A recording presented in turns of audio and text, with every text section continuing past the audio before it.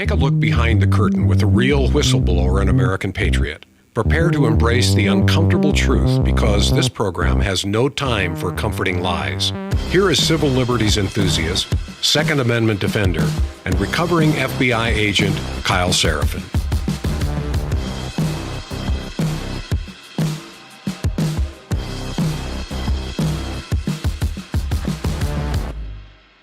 Well, hello, my friends. Welcome to the Kyle Seraphin Show for today, Monday, December the 29th. Just a little statement up front. God is good. It is the 5th day of Christmas, and we have for you 5 gold rings in the form of proof of life for Steve Baker. He's going to be joining me shortly on the program, and we're going to get into all of it.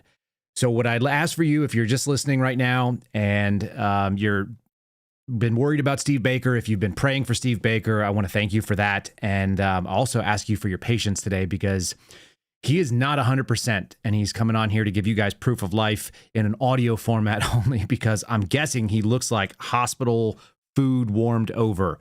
And as that being the case, we're going to have him shortly, kind of in his own words. We're going to take our time. We're going to go through the January 6th pipe bomber filings, which were given to us yesterday by our DOJ. And a very interesting response by the pipe bomber defense case. They've added some new attorneys, and I am pretty optimistic that this is a really good time to check raise the government. The government asked for more time in their own case. And I think it goes along with exactly what we've been sharing for quite a while in this, which is that the complaint was thin, and they don't have this case. And it is going to be really devastating to what they're doing. So we're going to make some interesting prognostications, I think. And I think you guys are going to really enjoy that. Before we get started, let me say thanks to the folks over at Patriot Coolers who continue to fund our program. The website is patriotcoolers.com. That's Patriot Coolers with an S on the end.com. Use the promo code Kyle for 10% off. I have my very handsome and attractive 20 ounce right now in gray, which matches both my vehicles. And that is why I got them. You guys can check out any of the great colors they have. If you want it custom engraved, you can do that as well. You can use their larger cooling products, which we use all the time. We have them in the back for our Costco runs. It's still freaking 90 degrees here in Texas, America, even though it was Christmas and we're at the end of December. It makes no sense at all, but we don't want our frozen goods to thaw out when we go and buy them. So if you guys want to do something like that, you can check them out. They're a great durable product. They'll last you for a very long time, and you will not be disappointed. They are attractive. They work as well as anything else like a Yeti. I think they're better than Igloo, and they support veterans and the Kyle Seraphin Show. Save 10%. You get free shipping at $50. PatriotCoolers.com, promo code KYLE. There is a link in the show description. We're going to get into today's program starting right now.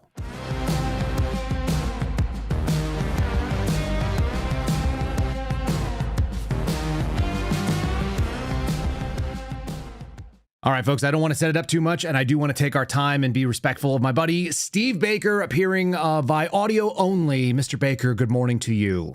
Hey, good morning, Kyle. You sound like crap, buddy. Yeah, they had crap jammed down my throat, half the week last week, but we came through. We're going to do okay. I love it. Do you want to give people a quick update? The last they heard, we were live, and I mentioned you were in the hospital. A lot of people were praying for you. Whatever you'd like to share. It's not my medical information. It's yours. So I'll let you tell them what do they want. Yeah, I don't know how much detail people want on this, but there seems to have been a little bit of curiosity on the online.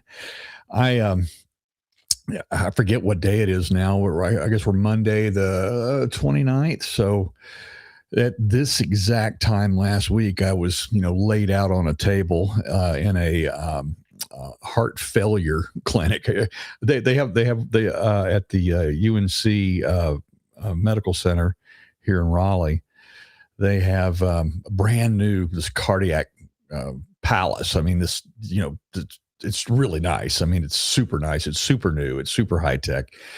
And I was joking with one of the lead doctors just a couple of days ago about it. And I said, you realize that this diet that you guys are putting me on leans too heavily on the old food pyramid, the USDA food pyramid.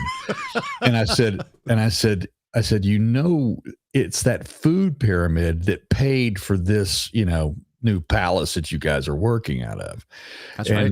And she went, Yeah. I said, come on, I'm right. She goes, yeah, you're right. You're right.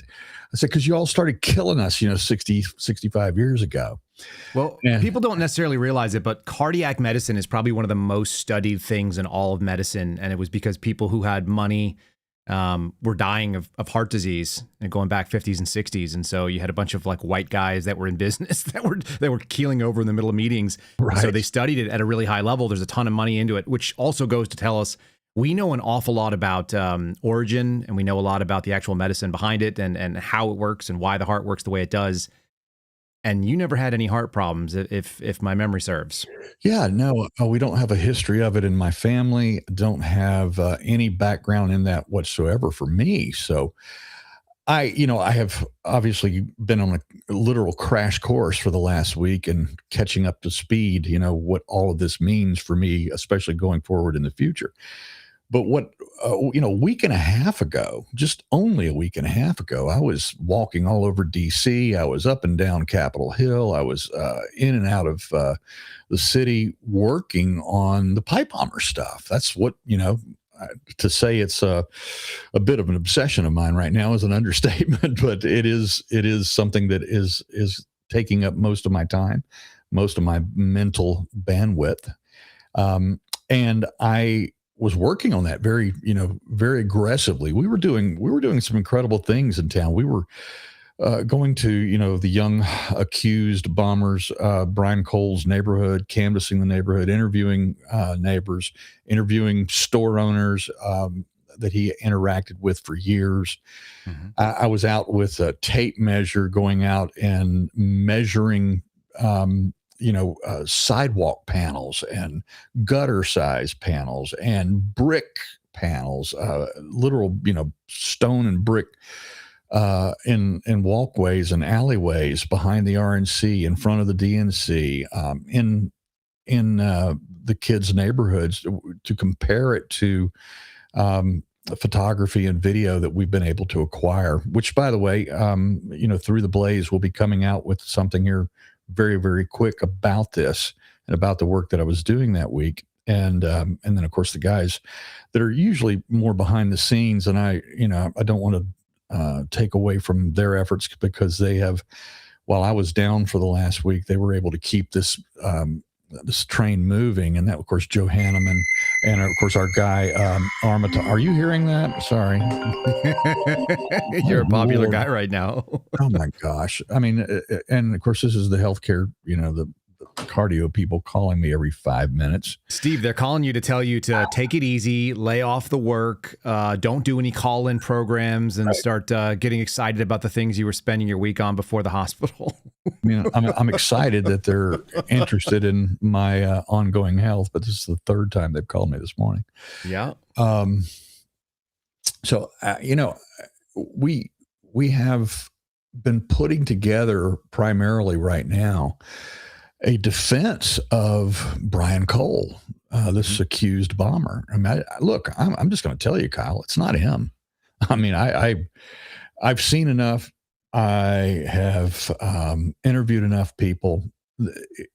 It's not him.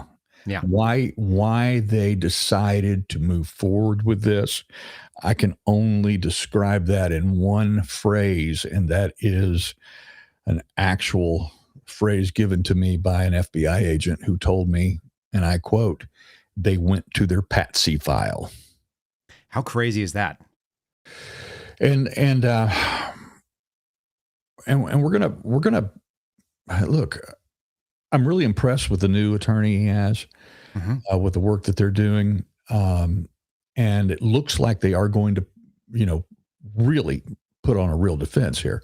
I was afraid with the previous legal team that they were going to just mail this in and work towards a plea deal, and that maybe even the attorneys were working for the government itself, and this was just going to go away and be swept under the rug. They would, be able to shake the dust off their feet and claim a victory here. They got the pipe bomber and, and make it all go away. But they don't. They don't have the pipe bomber. Steve, do you want to give a quick summary of some of the stuff that I know you mentioned you talked to a shop owner and people who saw him every day. I mean, you gave the 30,000 foot view. You don't believe he did it. I don't believe he did it. I think that's fair. We're going to give reasons for that, and we're going to help kind of run through the government filing, which I shared with you last night, and folks, just so you're awareness, I don't think Steve is in the position or in the health spot to be sitting there and reading through 30 pages of dense legalese. That being said, we'll go through it today, and we're going to go through it nice and slowly so that people can grasp it. And I think that it's really damning to the government's case. The government's own filing is actually the worst thing, and there's a follow-up that I think actually indicates that as well. But even before all this went down, before these filings, we had an arrest on December the 4th of Brian Cole Jr., someone that no one had ever heard of. I remember, I don't know if you saw this, but I did an interview and someone said, what was your first thought? My first thought was, what? Who? Because he wasn't on any of our radar. Is that fair to say for the Blazes investigation as well? Yeah, not on our radar at all. I mean, he certainly was probably one of those 186 phone numbers that they had pinged or had interest in that was released by Congressman Loudermilk, Congressman Massey's report here earlier this year. Yeah. I would imagine that he was on one of those 186, which, by the way, on a Tuesday evening, January 5th, only 186 phone numbers shows you how thin the streets were occupied at that time of night. That is a great point that I hadn't even considered. It's going to play into what we discuss in just a minute. But 186 total phone numbers that pinged in the vicinity that they thought could have been when they went out and did an exhaustive grab of all the towers and people that were in the area during the time that needed to be. Great point there. So hold on to that, people. Put that in your mindset. We're talking about a very small subset. That means deserted streets. If you've seen the videos of the pipe bomber, there's not a lot of foot traffic. We saw a dog walker and not a lot else passing this person as they moved around. Not a ton of cars, even from the static shots, driving around, because it was a really weird time in Washington, D.C. It was cold. It was dark. It was after the election of 2020. And right on the eve of a day that apparently it was in the middle of COVID. So people were wearing masks and staying home. And there were signs up everywhere that were saying, stay home, stop the spread, all this other kind of nonsense. And DC was really strange, which is one of the reasons why I moved out of there a couple months later, because I saw that and I went, I want nothing to do with it. Let's give kind of a summary. You said the shop owner. This is the 7-Eleven shop owner. Yeah, that was in the neighborhood. Do you want to talk about that meeting? Yeah, I'll talk about that a little bit. I don't want to take away. Joe was up all night working on this story. I couldn't sleep last night after the filings came out. We saw those filings yesterday. They rattled me so much. I was so angry. I couldn't even get to sleep last night. And I don't want to steal the thunder from what we have coming, but let's just put it this way. People, including the 7-Eleven store owner at the entrance to the neighborhood where Brian Cole and his family live, is a place that for years he had gone into, and this is in their words, every day. Now, I don't know that it was every day, literally, but hundreds of times over a period of time. And that this shop owner that I interviewed told me that he said there's no way. He said as soon as he heard that this kid was arrested and he saw the images of this kid who he has seen in his store 100 times, and the awkwardness of this kid and the way this kid walks, and his inability to deal socially in a normal manner. I mean, even to the point where he said probably over several years, Cole may have said 3 words to him. And he said every day that he would, come up to the counter and he would get his same thing that he ordered every time. He would get his 2 Coca-Colas and a slice of pizza. And, the typical autistic, 5 minutes to Wapner, routine is that every single time this happened, he would always say, thank you to the kid, or, have a nice day. And he would just turn around. And of course, the kid was always wearing his headphones. He was always isolated inside that environment that he liked being in. And so we ended up talking for, quite a long time. He was the shop owner was very, very effusive in his willingness to speak. But this is, as we've seen in other mainstream reports, whether it's CBS or whether it's Washington Post or God, who else has done stories on this and have interviewed neighbors? They've all said the same thing. They said this New York Post did the same deal.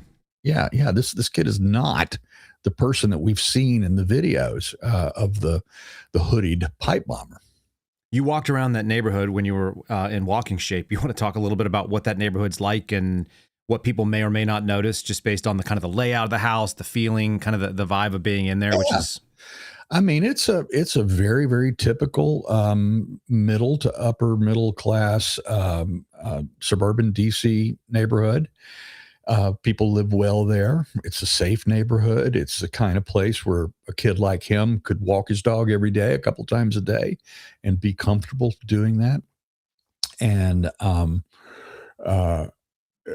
it's ironically, the entire neighborhood is almost all populated by federal employees, including, probably hundreds of federal law enforcement of all type. And you see that because you see their government vehicles parked in their driveways, and you see them coming to and from work. You see, the most ironic thing I saw was the his and her Secret Service bomb dog, specialist coming home. I mean, the male partner comes home first, and he backs his SUV in, takes the dog out, and then 5 minutes later, his wife, I assume, or girlfriend, whatever she is, she comes up, identical vehicle. She backs her SUV, takes her dog out, and they're all out. They're walking their dogs and around the yard. And wearing their black Secret Service bomb squad uniforms. You can't make that up. I mean, how far away is that from? Make that up. How far away is that from the Coles residence that you saw that happen? Block and a half. So what, like 8 houses or something? Because these are pretty well spread out. Yeah, 8-10 houses. Just for people to understand. And then I've said it here, but I'll say it one more time. I almost bought a house about 100 yards behind where the Cole residence is on the street that is directly to the west of where their cul-de-sac ends. I nearly bought a house there a couple years ago. My wife and I went through it more than once with a realtor, and it's a nice place to live. It's a kind of a sketchy. Woodbridge in general is kind of sketchy as far as suburbs of Washington D.C. go in the Northern Virginia area, but that particular little enclave, it's very idyllic. I mean, it's woods, it's space. There's no fences. Nice neighbors, as you said, a lot of feds, a lot of law enforcement. A lot of law enforcement. Wild. The thing, and I'll get back into answering a little bit about my little run-in with the advanced cardiology science. We'll just call it that. I was doing a lot of walking around that week, and walking is a thing for me. I enjoy it. I mean, when I'm in DC, I love to walk. I will walk for, blocks and blocks and miles up and down Capitol Hill. Doesn't faze me, except it was really phasing me a week and a half ago. And I was really beginning to notice signs that something was wrong with me out of the ordinary. I was getting extraordinarily winded. And even in his neighborhood, I was noticing that. But I went out to, I know everybody, or most everybody, has seen the some of the video from the traffic accident, the body cam, and we're going to be releasing that, I think, in full with this story. And one of the things that I was doing out there was going out and doing measurements in the street, and having to avoid the traffic at the time, measuring sidewalk panels. And the reason for that was we were trying to get, exact foot measurements, because we've had what the FBI told us the bomber's shoe size is. We've had what the FBI is saying his shoe size is. And we want to know ourselves. So this is an analysis that we were doing. Now, just so people can understand, there was a traffic accident where Brian Cole Jr. Was it in his Nissan Sentra? Yes. Rear-ended somebody. What was the road? What was the road that they were on? Is it a famous road, or like a big road? Or it's a big major thoroughfare, and of course, my brain is a little addled right now. But I'm gonna give you a pass on that one, Mr. Baker. But it is quite the thoroughfare, and very busy road. So Cole rear-ended some random person, and you guys, we saw Scripps, I think News put it out. You guys did a FOIA request or a Freedom of Information, right, whatever it is, full disclosure kind of thing from law enforcement. You got, how long is it? About 40 minutes? About 48 minutes. Mm-hmm. Okay, so you've got just shy of an hour worth of footage of him wandering around. We've shown that. I showed it last week, I want to say maybe the week before. So if you're familiar with the video footage, we did it on Alex Jones's program as well, InfoWars.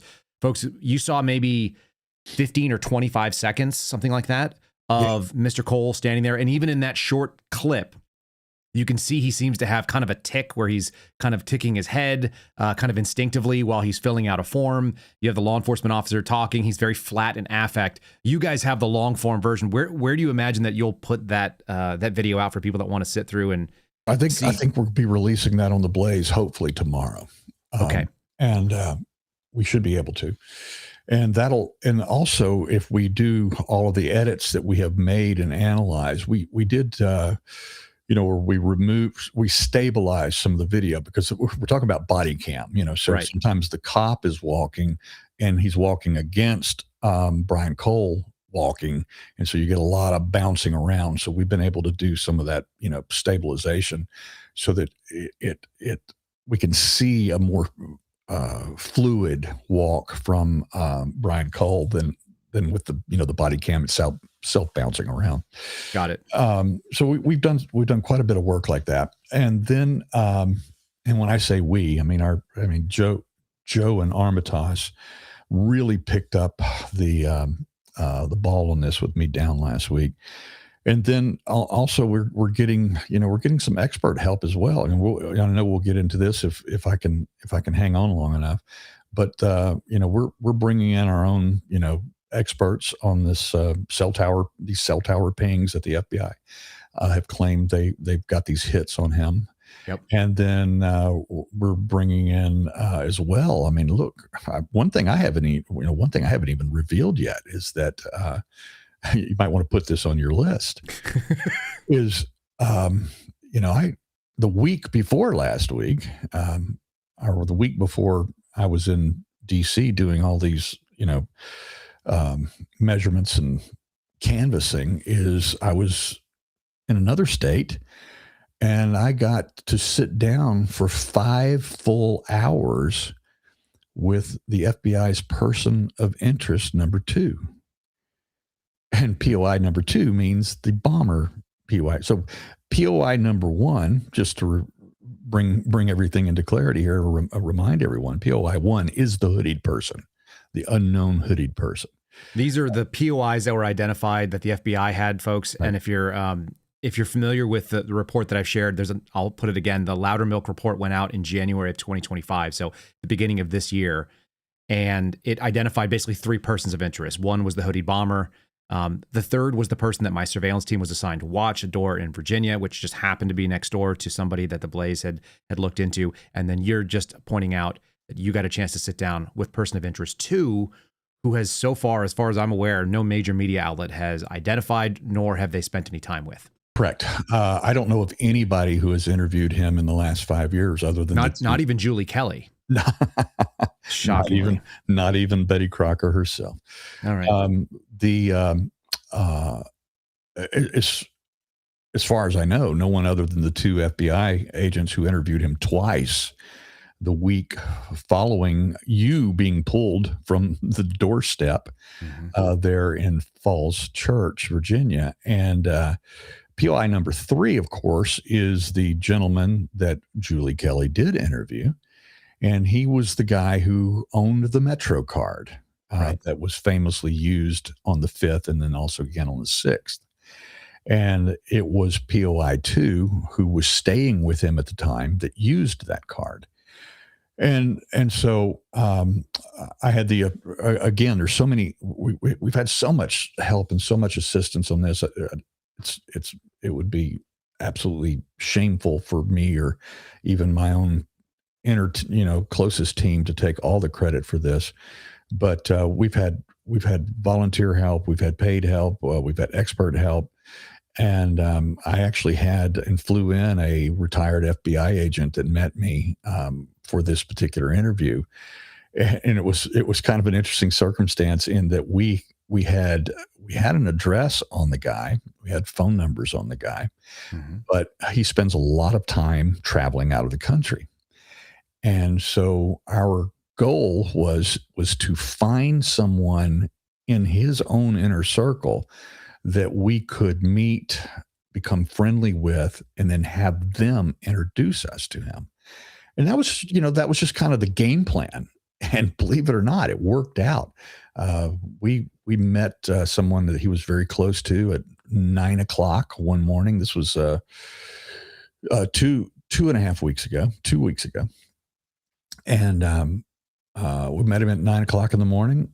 And then by 2:00 that afternoon, I'm sitting in the living room of a couple, and the guy comes over to their house, POI number 2, and we interview him for 3 hours. And then I spent 2 more hours with him in a coffee shop the next day, doing follow-up questions with him and learning more about this circumstance and why he was there, why he was hanging out in the alleys, why he was hanging out in the RNC alley, why he got off the metro, changed, kind of, I don't want to say disguise. He put on warmer weather gear, let's put it that way, and then immediately beelined it to the RNC alley where he began to take pictures in the alleyway.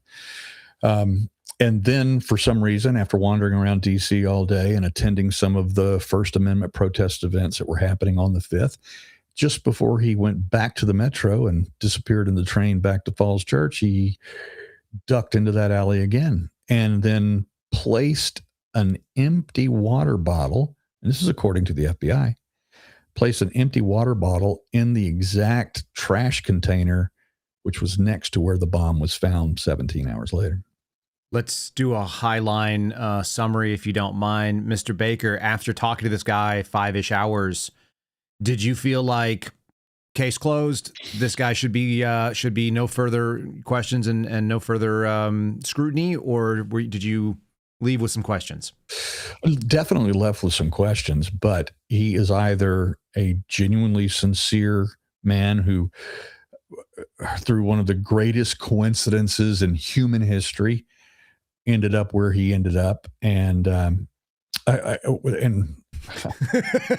Kyle, yeah, I'm sorry you can't see my face right. Well, no, I'm not. I'm glad nobody can see it right now. But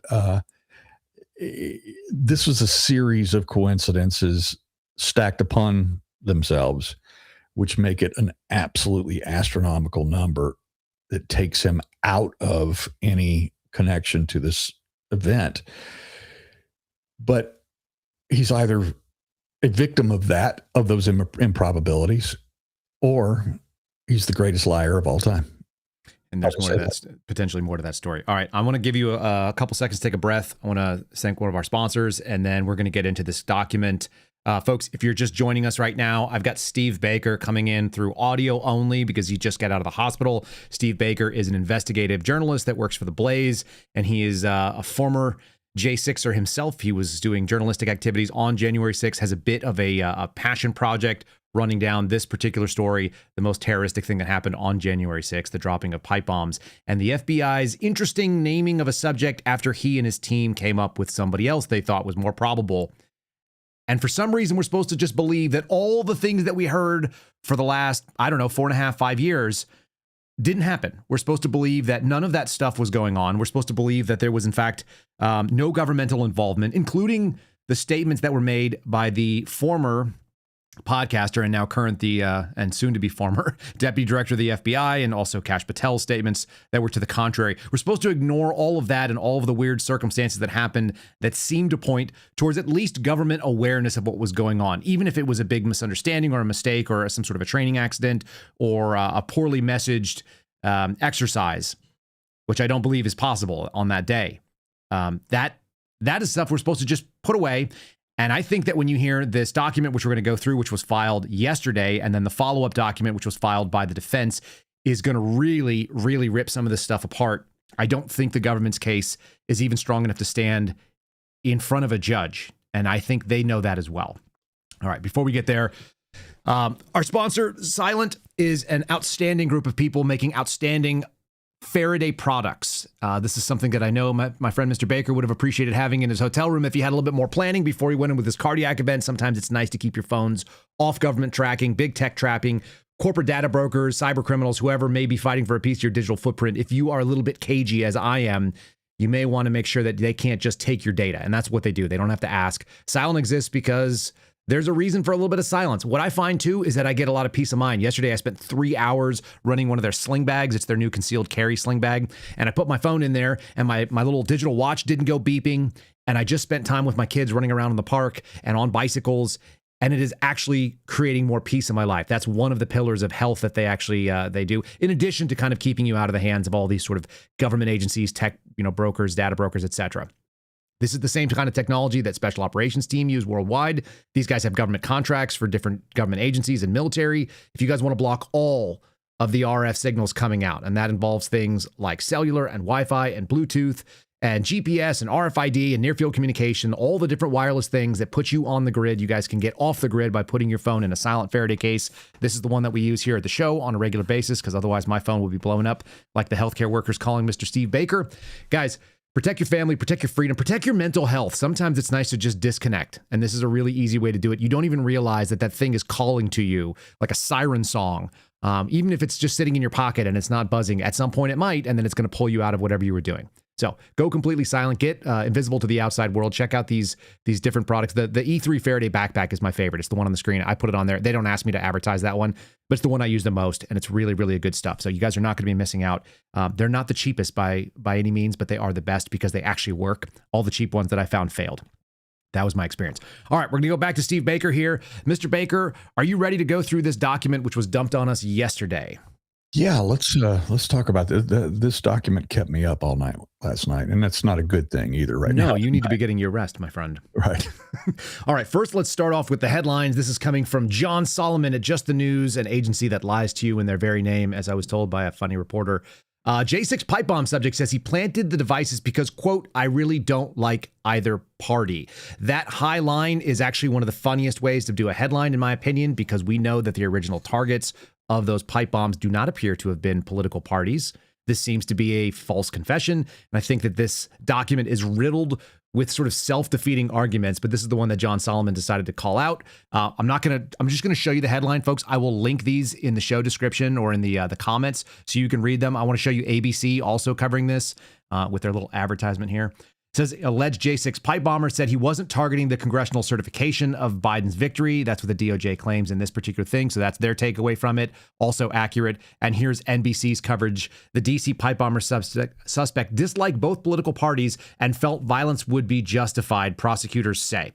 So the interesting thing is that all of our news outlets from left to right and the propaganda pieces over at Just the News are all honing in on this idea that he wanted to go after both of them because he thought the political parties were the issue. There's a real big hole in that argument, I think, Mr. Baker, which is the original place where the pipe bomber stopped. We're supposed to ignore, apparently, that he was stopping outside of a boarding house and also the Congressional Black Caucus Institute. Yeah, let's talk about that. Does this black high-functioning autistic kid also hate the Congressional Black Caucus? That's right. That's right. Yeah. And then also we're supposed to ignore the fact that the United States Capitol Police counter-surveillance teams went directly to the bush outside that Congressional Black Caucus Institute with no particular reason why. No particular reason why, but I can also reveal today, this is another bit of a scoop for you and your listeners, Kyle, is that those two counter-surveillance officers have been recently re-interviewed. I'm not at liberty yet to give all of the context of everything that happened and was said in those interviews, but I will tell you that the investigator who interviewed them said that it was, how do I put this? It was the most rehearsed and actually, as he said, overacted testimony he's ever participated in. Outstanding. Well, that's good. I'd hate for them to fall short of that. Our expectations are is that this is a sort of a governmental type cover-up, and if that's the case, then we need government cover-up actors. So here we go. Let's get into today's filing. I've got it up here. This happened yesterday. It was filed. I don't know if it says a time on here. So Forgive me on that, folks, but it was filed yesterday, December the 28th, which was the fourth day of Christmas. Today, the fifth day of Christmas, which is everybody's favorite part of the song, The 5 Gold Rings. If you're a longtime listener to this program, you can go back and find. I used to play this Eddie Izzard clip, Steve, where Eddie Izzard, you know the British comedian. Oh yeah, I remember Eddie well. He used to he did this bit, and I think he did it in Dress to Kill, coming out of a San Francisco Bay Area, and he said people would run in from other parts of the room or other parts of the house just to scream the 5 gold rings part because no one knew the other bits. So no one knew anything beyond. He didn't know about the turtle doves. You don't know about the maids of milking, but you always knew the 5 gold rings. So it kind of makes me laugh. So this is our 5 gold rings, folks. The United States of America versus Brian J. Cole Jr. There's the case number, and he is the defendant in the district court for the District of Columbia. And I'm going to read you little bits of it. This is being filed by the United States Attorney for the District of Columbia. That's Janine Pirro. Submits this memorandum in the support of oral motion for defendant Brian Cole Jr. to be detained pre-trial. Now, there are two things that are pending, and they are pending for tomorrow. One of them is this pre-trial detention hearing. But the second piece of it, which I guess the government tried to move backwards, is the preliminary hearing. And Steve, we've talked about this quite a bit as far as the J6ers went, but the FBI doesn't normally charge people by complaint. They chose to charge Brian Cole by complaint. And so now they face a preliminary hearing where they have to show probable cause in front of the judge because nobody evaluated outside of the magistrate judge and the affidavit that was filed, which we've evaluated here on this program to be quite thin, I think was my word, and I'm going to continue using it. Well, I was even subjected to a grand jury investigation. It was. But that actually makes sense because they had a long time. They announced that they were going to come at you. January 6th happened a long time prior. You knew that at some point in time you were going to have to, face whatever it was they were going to put at you. And so they went to a grand jury and they indicted you. That was the whole point. That's what the FBI normally does. In this case, for folks' awareness, 5 years, no indictment, charged by complaint. It's not the way the FBI does business as a regular course of action. They actually, what ended up happening with me is because I was only charged with the 4 basic misdemeanors, is that apparently the grand jury didn't see what the FBI was bringing to them and DOJ was bringing to them because they wanted to nail me with a felony. And grand juries are not seated for misdemeanor offenses, only felony offenses. And so even the fact that they took it to the grand jury and I had to, turn over a bunch of my work in order for them to look at that, they apparently could not even the previous Biden DOJ FBI couldn't convince that grand jury that I was worthy of a felony charge. I think they're going to face similar problems here. Let's read from the government's motion. It says, upon a finding of probable cause that the defendant violated, this is section 844I, I think that's 18 USC 844I. The bail statute creates a rebuttable presumption that no conditions will reasonably assure the community's safety if the defendant is released pending pretrial. So they're looking to have him held.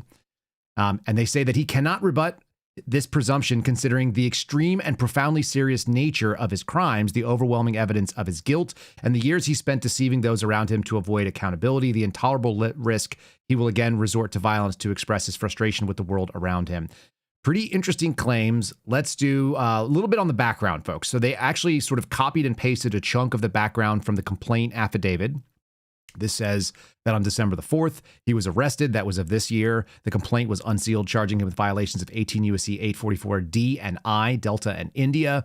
Those are the transportation of the explosive device and the attempt to use an explosive device to destroy a building. I'm paraphrasing a little bit.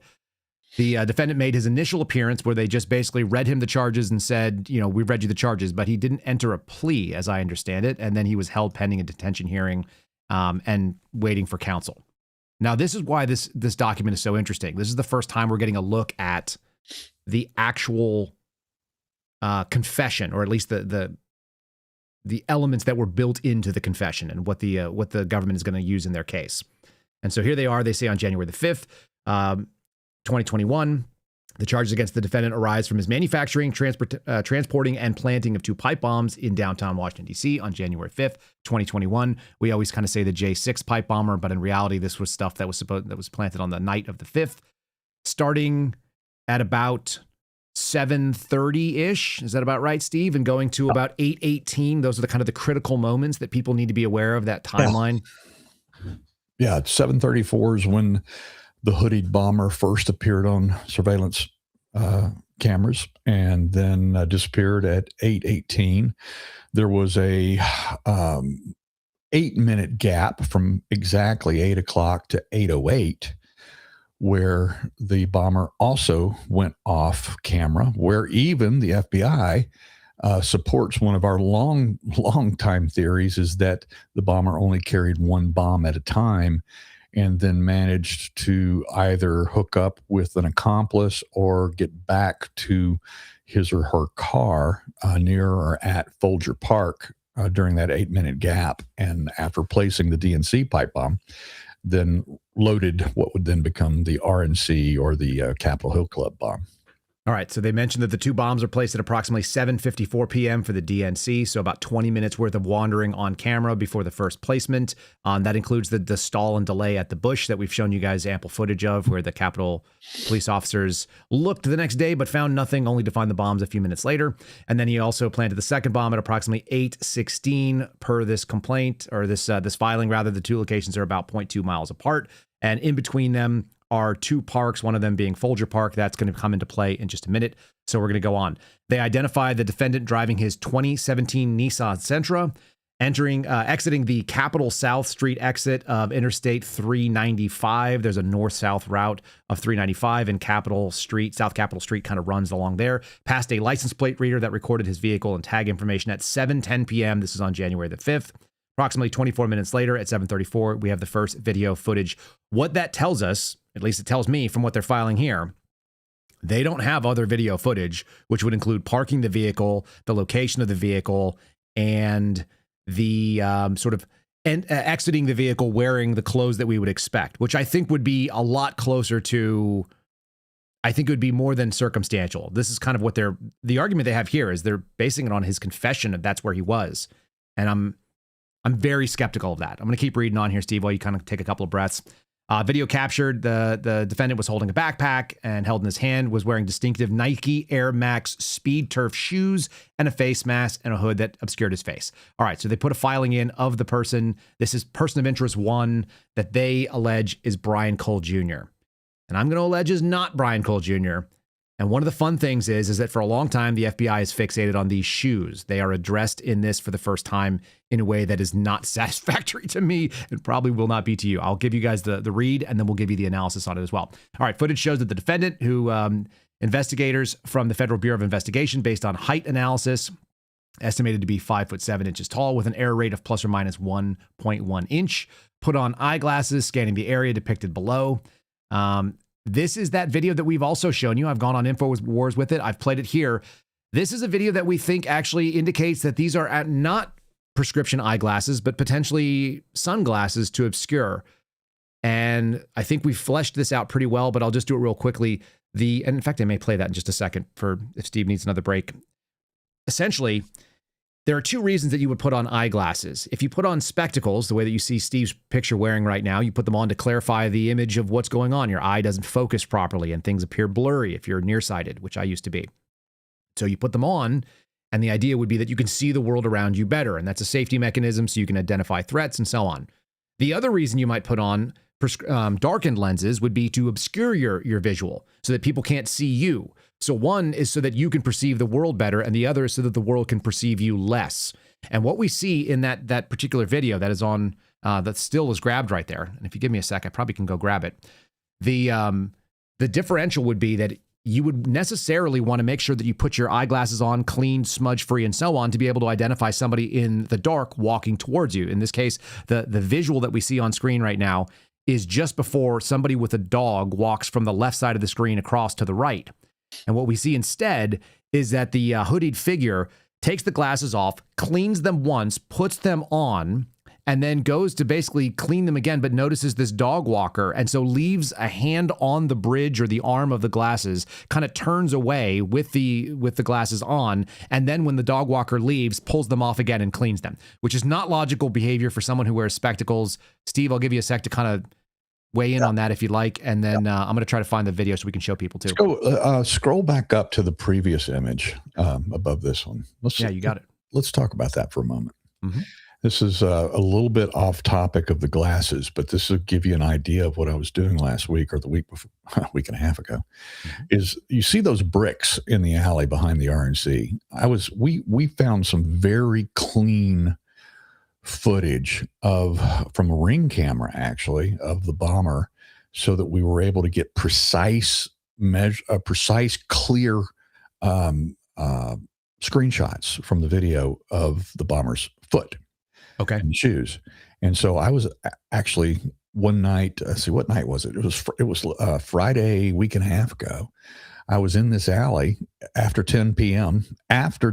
Folks, at night in the dark, measuring with the tape measure those bricks, and actually went because in the Ring camera I was able to see exactly the backs of the apartments that we were that the bomber was shot at from the Ring camera. I was able to go to that exact location and measure those bricks. And then the one thing that was brand new to me that I had never noticed. Now, of course, I've watched all of the available footage. I know that most people have not done that. They've only seen the 15, 30 seconds total that the FBI has ever released of the bomber. And most of that footage that they've seen of the alleged bomber is there at the DNC, where the frame rate has been horribly altered down to one frame per second. Sure. And so, but in this particular incident here, I believe it was the Washington Post had been able to secure that camera right there before the FBI was able to alter it. Interesting. Yeah. So we have a side by side of this particular camera unaltered. We have the side by side of the FBI's altered version of it. Mm-hmm. But because there is in the out there in the world the unaltered version, we get to watch this individual in a very athletic moving around that corner. All right. Yep. So when the bomber moves around the corner, this is at the exact moment where the placement of the bomb is determined to happen. The bomb is moving directly to that spot. Now, if you go back to the image just real quickly. Sure. All right. So if you look at the left shoulder, that would be the gloved hand without the backpack, mm-hmm. and move over that left shoulder about 40 feet to the left is the actual security booth where the security guard is housed 24 hours a day outside of the RNC. Okay. And there's a reason why that in this particular image that I didn't catch until I was there last Friday, a week ago after 10 o'clock. I never knew that security guard shack was there. And so the reason why the bomber is moving with such athletic determination here, unlike the rest of the night is a very, very casual stroll.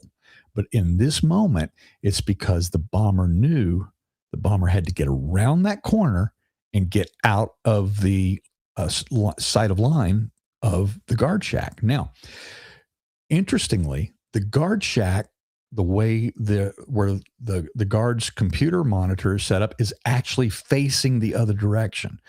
So this person already knew this, Kyle.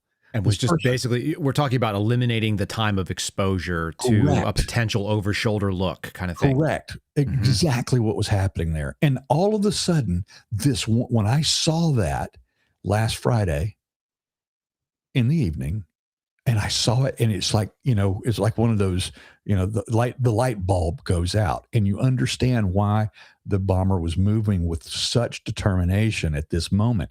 Now, we're going to have to be asked by the DOJ and by the FBI to believe that this kid, Brian Cole, knew all of that in advance. At the very minimum, had an awareness of the guard shack and understood that there was a possibility of being seen at that point, and therefore had to move, despite the fact that anybody who's seen him and people that I've talked to, and you have as well, walking around the neighborhood, said that he basically lives in a world of his own. And this has been widely reported by various different news outlets, left and right, nobody with an agenda.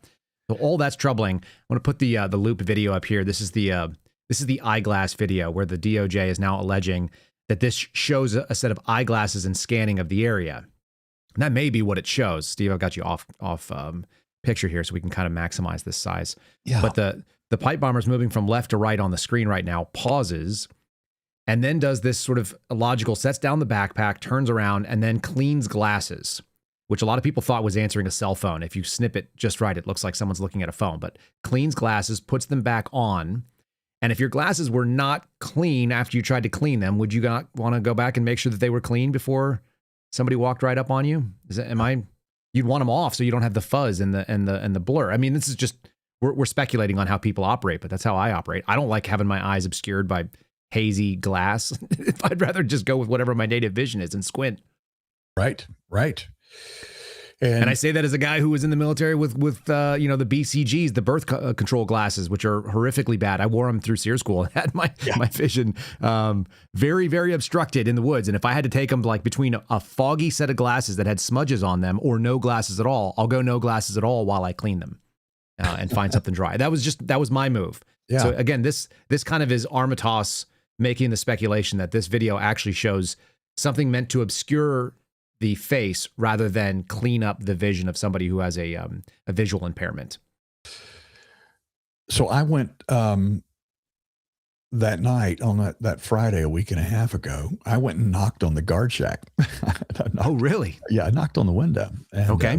Guard spun around. Now remember, the guard's station, and his position with his own screen monitors are facing away from this position where we saw the bomber moving around that corner. Yeah. And so I knocked on the window, and he opened the window, and I introduced myself and told him what I was doing out there. And he got excited. He got he came out of the booth and wanted to talk. Turns out he is the actual guard that was first notified. He was on duty, not on the evening of the 5th, but he was on duty on the morning and the afternoon of the 6th. So he was there when the bomb was discovered. Is he the one that made the call then that went off to? He was the first one that it was reported to. And he's, like he said that was a day he'll never forget. And he went into a lot of detail and description about how that whole thing unfolded, but super, super nice guy. And so I did something that, I've not done very often, but I showed him a couple of videos. Mm-hmm. And he went, "Oh my God." He said, it's not the kid, is it? I said, "No, it's not the kid."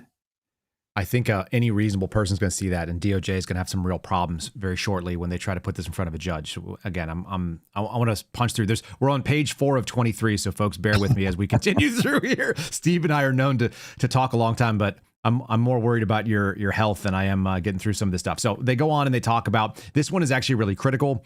Approximately 7:39 and 27 seconds. This is where they get into the phone pings. Folks, there's a lot of problems here, and there's a great map that we're going to show you, which is going to be familiar if you're not new to this program. Okay. It says that is the first 5 minutes after the defendant was captured on video surveillance, which was again right around 7:34. You've got a cell phone interacting with 2 cell phone towers, consistent with him being at the intersection of D Street and South Capitol Street Southeast. Let me say what this is. Steve, you've been doing some background on this, and so you can kind of check my math. What they've done here is they've said, we need for this subject to be at a place on the grid. And so we are going to tell you that it's consistent with being there. But it's not just consistent with being there. It's consistent with being within 1,000 meters or more of there. So a circular kilometer in and around that little area. And most of it actually is not close to D Street Southeast and South Capitol. What it actually is close to is 1,000 meters to the west of that and south. And so their claim that they're making here, as far as I can tell, is that it could be this person, but only because they needed to be this person to be able to make these claims. Yeah. Am I saying that in a way that makes sense? Yeah. That's essentially what's happening here is that I'm going to scroll to the map so people can see it. I will tell you that after sitting through several of these January 6th trials and seeing or listening to the absolute precision and scientific certainty of how they traced and tracked some of these people using, this tower technology. Now, some of it was tracked using GPS, Google, that sort of thing, ad ID, which of course is all much more accurate. But what I have learned since we began studying this specifically related to the Brian Cole case is that if we're setting a standard in this country when we're talking legally of beyond a reasonable doubt, nothing about this technology satisfies that. Nothing. So that is the standard, lest people think that we're picking something up. That the standard is beyond a reasonable doubt, that no reasonable person would doubt that the individual actually committed the crime.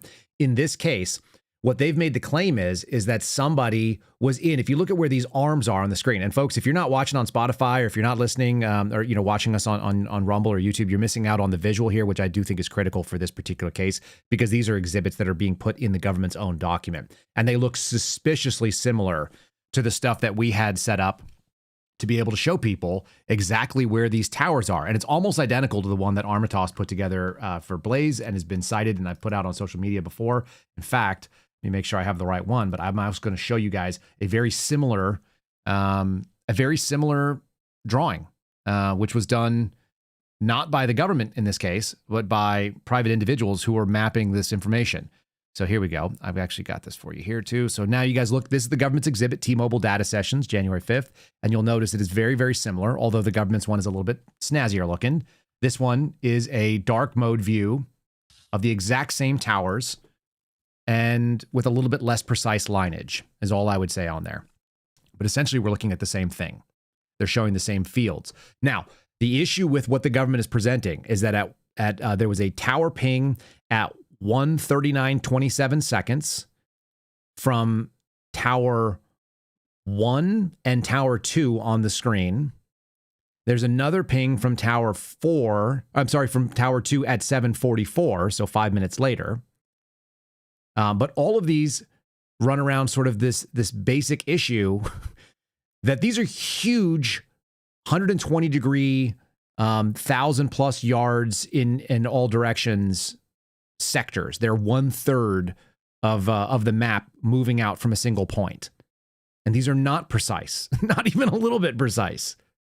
No, and the science will, tell you. When we're talking about the science, we're talking about the FBI cast experts. I think there's at any one time, you can correct me on this, Kyle, if I'm wrong, but at any one time, there's about 60 to 80 experts in this particular science within the FBI. That's nationwide, not in DC. Yeah, it might even be smaller than that, to be honest. Yeah, I don't. It's not a big group. It's a very small group. The headquarters people are usually, they're assigned to headquarters, but they may work in various field offices and they can live in other places. And they do really specialized work on here. But this is and what we've been able to gather from these experts, the FBI retired, is that it's so imprecise, as I said, not to meet the standard of beyond reasonable doubt. And that's with pings that they get both within the vectors or the azimuths or pings they get outside of them. There's no way. And then there's the problem of not only distances from where the ping is, but from also where we think we know where our subject really is. So it's the accused location versus the real location. Folks, I want you to look at the screen here. Again, if you're listening, I would love it if you guys were watching on Spotify because you're going to be able to see this. But essentially, there's a north-south road here, and this is South Capitol Street Southeast that you're seeing where my cursor is running right there. Just off to the right or just off to the east over here is where the DNC is. It's this blue dot. And then if you move over 2 blocks and up 1, you'll see just north of that is where you've got the RNC in this red dot. So these are the 2 dots that are in play, which means the square of reference is here, which is 2nd Street down to about E Street, if memory serves. We're going to go to South Capitol Street. You'll see that New Jersey Avenue Southeast cuts in between. And then the top side here is C Charlie. So C Charlie down to D Delta and E Echo. These are the 3 streets running north-south. And then the east-west, starting from the west, South Capitol, New Jersey, and then finally 2nd Street Southeast. These are the kind of the square of operations where we need to find the pipe bomber. Now, all you need to know is between the hours of, let's say, 7:34, when the pipe bomber appears on camera, roughly here where at this New Jersey and E Street. Am I correct in that, Steve? Is it about New Jersey and E? Yeah. Mm-hmm. Okay. Down here, that's where the pipe bomber appears at 7:34 and then disappears forever right up here at the corner roughly of C Street and 2nd Street. Or is it D Street? D Street? It doesn't make a difference. Over here at 2nd Street and my map. This is our far east boundary here. Right. This is where the pipe bomber disappears forever. There's 2 parks here, one of which I cannot recall the name of. Garfield Park is the southern park, and then Folger Park is going to be cited right here, and it abuts to D Street Southeast. So for those of you looking at this map, I think this is really critical. If the pipe bomber is in this area on camera between 7:34 and 8:18, which is what the government claims, and Brian Cole is anywhere outside, including in the overlapping areas where these cell phone ping towers, because you'll notice this ping tower goes here, and you could be literally right out here, which is a place that would hit every single one of those cell phone pings. If you were in this space during that time, the government's case is dead on arrival. If he's anywhere other than the areas they need him to be, our chat, Rose Lopez is our chat moderator over on Rumble, and pointed out, you're basically taking a puzzle piece that sort of fits and cramming it in, kind of when you have like the almost shape, it's a heart shape, but you shove it into the oval shaped area. You can make it fit, but only because you need it to fit. And that's essentially what I think the government is doing with this argument. We're going to go a little further into this document since we're on page 7 right now, and I want to make sure we get the really important stuff. The pipe bombs that were planted by the RNC did not detonate as intended. They're making a big claim here that they were intended to detonate. I just let you guys know that's required for the statutory charges they brought. They weren't discovered until approximately 1 p.m. on January the 6th. The hazardous device section of the United States Capitol Police responded and performed render safe procedures on both devices. And kind of skip over that for now. There's more to that story as well, which Steve has covered. The FBI assessed that the 2 devices were IEDs that contained a main explosive charge, a fusing system, and a container. They also assessed that they had a hard metal container, which was metal pipe nipples and end caps, which showed that the weapon characteristics were present. They're really, really dancing around this, folks, because they use the word viability 3 times in this document. The words viability are required because they made up their own standard. Viability is not a thing we talk about when we talk about explosives. They say, and we've had even the Loudermilk report said it previously, they talk about whether it was designed as a hoax or whether it was designed to function as it was built. And viability is not something that we discuss. And we know they weren't viable because they didn't go off. That's the simplest answer. The word viable means nothing. You also know that they weren't viable because I know they weren't viable because I was briefed on that. You were briefed on it. As were others who can actually substantiate at the time. So this is the problem with something that has already happened and people who have good memories. And it turns out that when you hire folks to be FBI agents, you know, the sort of thing that they might recall being put on a pipe bomber case. I wasn't the only person that was briefed this. There were other agents that were involved, the person that gave the briefing. And then it went broader than that. Even friends of mine who have worked in the outer parts of the FBI, but had contact with what's called the special agent bomb technician. It's a whole group of people that do this specialized job. It went out quite broadly that these were inert devices, that they were looking very bomb-like, but not bombs. Or as our buddy Steve Friend likes to say, the bombs would have been bombs if they'd been bombs. which is us being flippant about this. But this is really what their charge actually hinges on, because they haven't alleged ideology. They haven't alleged any sort of terrorism. What they're saying is that these are destructive devices, and the FBI explosives examiner assessed that the pipe bombs were constructed using all the components necessary to explode, and that they were viable explosive devices, even though that's not a standard that the FBI actually uses. And it gets worse from here, people. So this was the strongest part of the FBI's argument, as I understand it. They mentioned the diagrams. These are some of the things that you guys have seen. I'll link this this particular document so you guys can find it. I'll post the PDF over on locals at kyleseraphin.com if you want to read it. It's not mine to share, other than, it's public record now. So we're going to put this out there. Let's keep moving through some of these things. This is why I think this is such a dumb case, and why I think they probably already disproved it. The FBI obtained records for the defendant's checking account and 3 of his credit cards for the time period of January 2018 to January of 2021. They mentioned this in the complaint as well. There are 3 additional credit cards that were obtained between January 18 and November of 2025. The FBI reviewed transaction history for all of these accounts.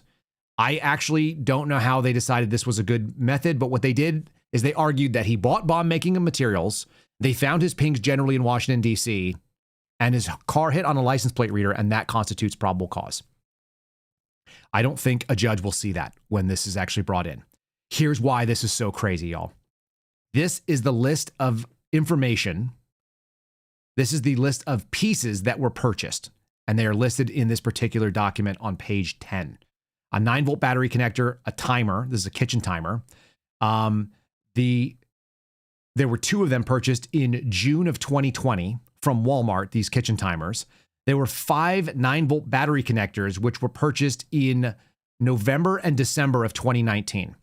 So he was mad at both political parties. He thought that the election was rigged and stolen, and he decided that in November of 2019 so he could start building his pipe bombs, what, a year earlier, before the election, Steve?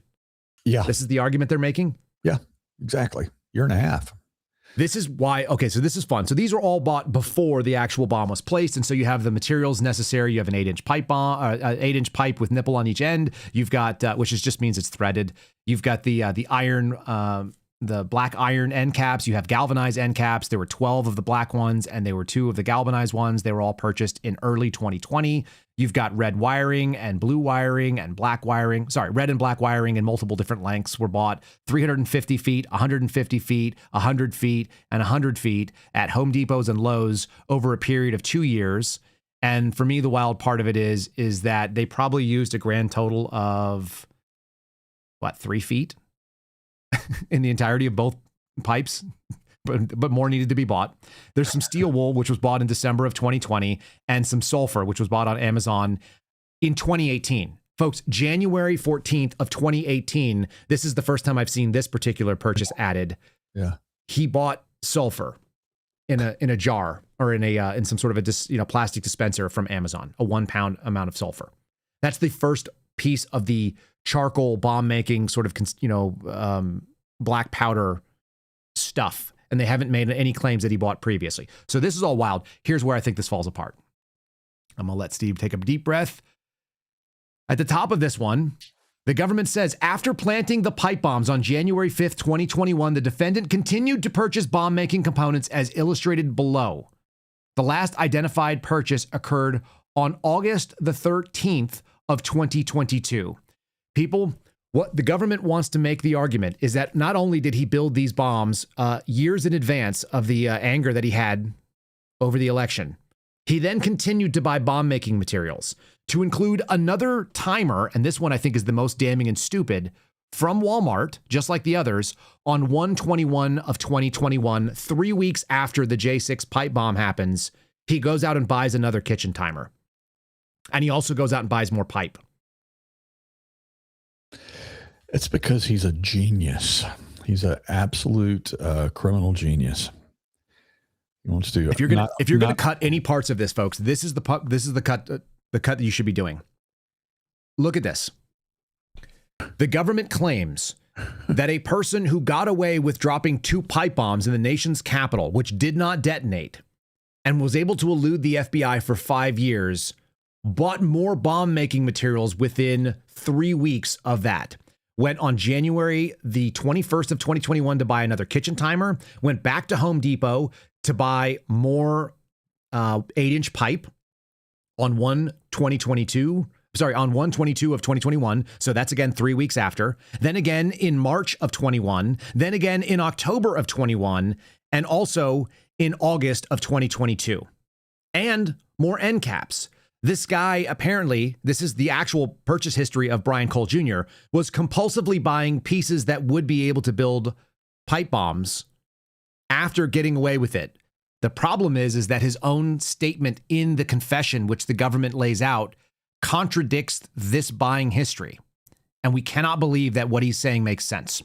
So now we're going to go to the best part, I think, is maybe of any of this, which is the confession. This is the first time that we've seen this. And we're halfway into the document. The part, Kyle, that upset me so much last night is, I think the best way I could describe this when I read through it was either old crime dramas where people were being scapegoated, framed, patsies set up, and where it was a really, really weak individual. You know, the guy, you know, they've got him under the light, they're sweating him out, you know, and he's not a good guy. There's something else wrong in his background, whatever. But as I read through this, I was looking at a fucking Hollywood script. And I apologize for that.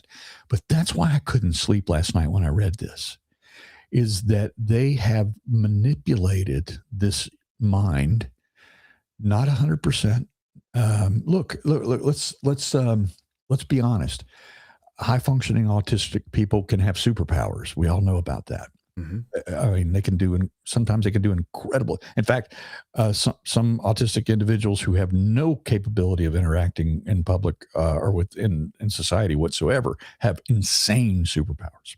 Yeah, and so it.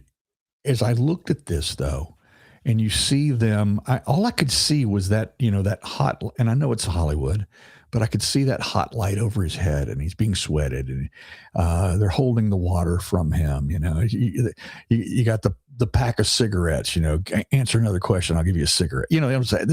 I'm reading this, and this is what I'm seeing in my 80s TV drama. It's 60s or 70s 50s, television, 50s B movie. You know, crime drama. And in black and white. And that's what I'm seeing here. And as I'm reading this, I'm becoming more and more and more offended by it, and more offended and appalled that these agents of our government, agents of the FBI, felt a need to go there. It's going to get worse when people understand why this bothered you so much. So I'm going to get into the confession part of it right now. There's a couple of things that I'm going to call out that are really, really interesting to me. December 4th, 2025, law enforcement executed an arrest warrant for the defendant and took him into custody. Search warrants were executed at the defendant's person, or on his person, his home, and his Nissan Sentra, and his workplace in Fairfax, Virginia. But interestingly enough, they didn't seize the vehicle. That's bizarre. And you can confirm that, right, Steve? You saw the vehicle was outside of his home? With my own eyes a week and a half ago. Completely bizarre. Yeah. The Samsung cellular device that was seized from the defendant's person at the time of his arrest, or there was a Samsung cellular device. Okay, so he had a cell phone. The forensic review of the device context showed that between December of 2020 and December of 2025, the device recorded 943 events identified as a factory reset. They put the word wipe, which is a colloquial term, including a wipe approximately 3 hours before the defendant's arrest on December the 4th of 2025. All right, people, let's get real serious about this, because this is the first stupid, foolish thing that they put in here that undermines their own case in their own defense, their own expose of the confession. He had a cell phone, and it was factory reset or wiped December of 2020. That's before the pipe bomb was placed, and also wiped 942 other times. Now, that might sound like a very concerned and guilty conscience person who is doing some sort of a logical action to try to make sure that his online activity and his cell phone is not traceable by law enforcement. But I'm going to roll down here because it's always in the footnote where you hide the lie. So here it is on page 12. The first factory reset took place on December the 15th, 2020. That's before, right? He went and supposedly dropped pipe bombs in Washington, D.C. on January the 5th. The next such event did not occur until July 15th of 2022. There's an almost 18-month gap between these two factory resets to the point where they have nothing to do with the case at all. And they included it because it sounds damning to someone who's not paying attention and doesn't read the footnote. But the minute you read the footnote, you realize that apparently he dropped pipe bombs and then didn't worry about this for 18 months before he did it again. That is the stupidest argument I've ever seen. I don't know how they thought this was even a plausible thing to put out there. I'm going to add one more thing to it, Steve, before you react to it. Right. Here's a little AI summary of how online addiction could tie into this. This was given to me by Armitage this morning, so I want to give credit where it's due. Yeah. Compulsive digital cleaning as a ritual. Some people with severe online addictions, especially when they have comorbidities with autism, anxiety, or OCD-like traits, will develop an extreme habit around privacy, shame, or control. And this can include repeatedly deleting history, clearing apps, or in rare escalations, go to full device resets or start fresh to hide traces of excessive use, whether it be from porn or gaming or forums or other things. Guilt and shame cycles in behavioral addictions often drive other over-the-top concealment efforts, even if they are ineffective in the long term. And there is a known tie to autism spectrum disorder, frequently overlapping with internet addictions, and then this sort of wiping behavior could also be tied to that. But the fact that there was no wipe that took place after the apparently guilty incident of dropping these pipe bombs is a massive shot through the middle of this governmental case, as far as I can tell. And I have no idea why they even included this in this briefing here. No, this is we got. We passed around a screen image, and again, I apologize for being a little slow on the uptake here, but we passed around a screen image a couple of weeks ago after this arrest of Brian Cole, of a book, an actual book that deals with the high confession rate of autistic individuals. I mean, just start there, and we're not even here. Here we're getting into the guilt aspects of whatever it is, online pornography or some other, or even someone that wanted to go to bomb making forums. If you're involved in people that are doing dumb things, by the way, those are probably all infiltrated by the FBI. Let's talk about that, okay? Mm-hmm. I grew up in an era, and I hate playing the old guy here, but I had friends that had you ordered them online. It wasn't online at the time. You went to the back of a magazine, might be Mad Magazine, it might be a science magazine, but you ordered bomb making kits, and the Postal Service delivered them to your home. Right. And then my friends in the corner of the room would build little bitty, bombs of various sizes and shapes and complexities and that sort of thing. And then we would go out and blow shit up. Yeah, this happens. And you lived in Louisiana at the time where people might do that. People do it in Utah. People do it in Wyoming, Montana. There's places in Texas where people, we have a family member who passed away that told us that they actually created her pool in bedrock in the 1960s or 70s. And they did so by dynamiting and blasting through the rock. And that happened. And what they did is they laid chain link fencing over the top of the rocks that they were going to blow up so that they didn't go through the house. And then they just blasted holes in the bedrock. And that's where they ended up putting the pool into the ground. And that happened as recently as, like I said, the 1970s in Texas. It's not uncommon for people to be able to use explosives all over the place. And so the funny thing is that there are all kinds of forums where people discuss this stuff, and you don't have to be in America to be able to be on the internet. You also could be in the FBI, it turns out, and they could be out there feeding these online communities to do some really bad stuff. But again, I'm going to go back to this little section here of these purchases. These were all made after every single one of these purchases of 50 feet of wire in red and black, more steel wool, more alligator clips, more galvanized end caps, more 8-inch pipe, and another kitchen timer were all made after he apparently dropped 2 successful bombs and got away with it in Washington, D.C., and starting as little as 3 weeks after the fact. This is a completely illogical argument being made that he has some sort of compulsion for OPSEC, or what we call operational security. And at the same time, that he also is so dumb that he waited 18 months before wiping his phone after doing these things and drove around with all this information out there, which was easily gettable. I'm going to keep going, but I just want you to know that's the first massive hole that I saw. And one of the wildest parts of this little admission here is that they found all this stuff, that's fine. They also mentioned that they did a video recorded interview. Folks, they interviewed this guy for 4 hours. And as is very uncommon in a lot of FBI interviews, the interview, which was video recorded, the defendant initially denied manufacturing, transporting, and planting the pipe bombs, and he did so for 2 hours as they beat him down. He did a written waiver of his Miranda rights, and he was interviewed for multiple hours. Here's the real problem with this. He has to be competent to be able to actually waive those Miranda rights for this to actually have any validity whatsoever. And I think there's a real strong statement that we've heard from people who knew him, people who were around him, including people who just sort of interacted with him in the public, that this guy didn't have the competence to actually do that. And if he did, we're going to have a problem if they find that he actually had no understanding of what was going on. For 2 hours, he denied it, and they broke him over 2 hours. We're going to get into that piece as well. But they said they asked him about his whereabouts. He said that he drove his Nissan Sentra in D.C. He attended a protest concerning the outcome of the election. And then he says these things, and we don't know where these happened in the interview, which is why this is kind of interesting and might be deceptive. Because it doesn't say that this happened in some sort of logical fashion. They didn't give you a transcript of the interview to evaluate. The defendant explained, "I didn't agree with what people were doing, just like telling half the country that they just need to ignore it. I didn't think it was a good idea, so I went to the protest." It doesn't sound like somebody who's telling you something in confidence. So I'm just going to tell you that when this actual video footage, I mean, if it was me, I'd play the first 2 hours of this 4-hour video interrogation, and then I would show exculpatory information showing that he wasn't maybe there. And that's it, whether it be from DoorDash or anything else. Kyle, you tell me this because you've been there. You've been in the room. I haven't done this,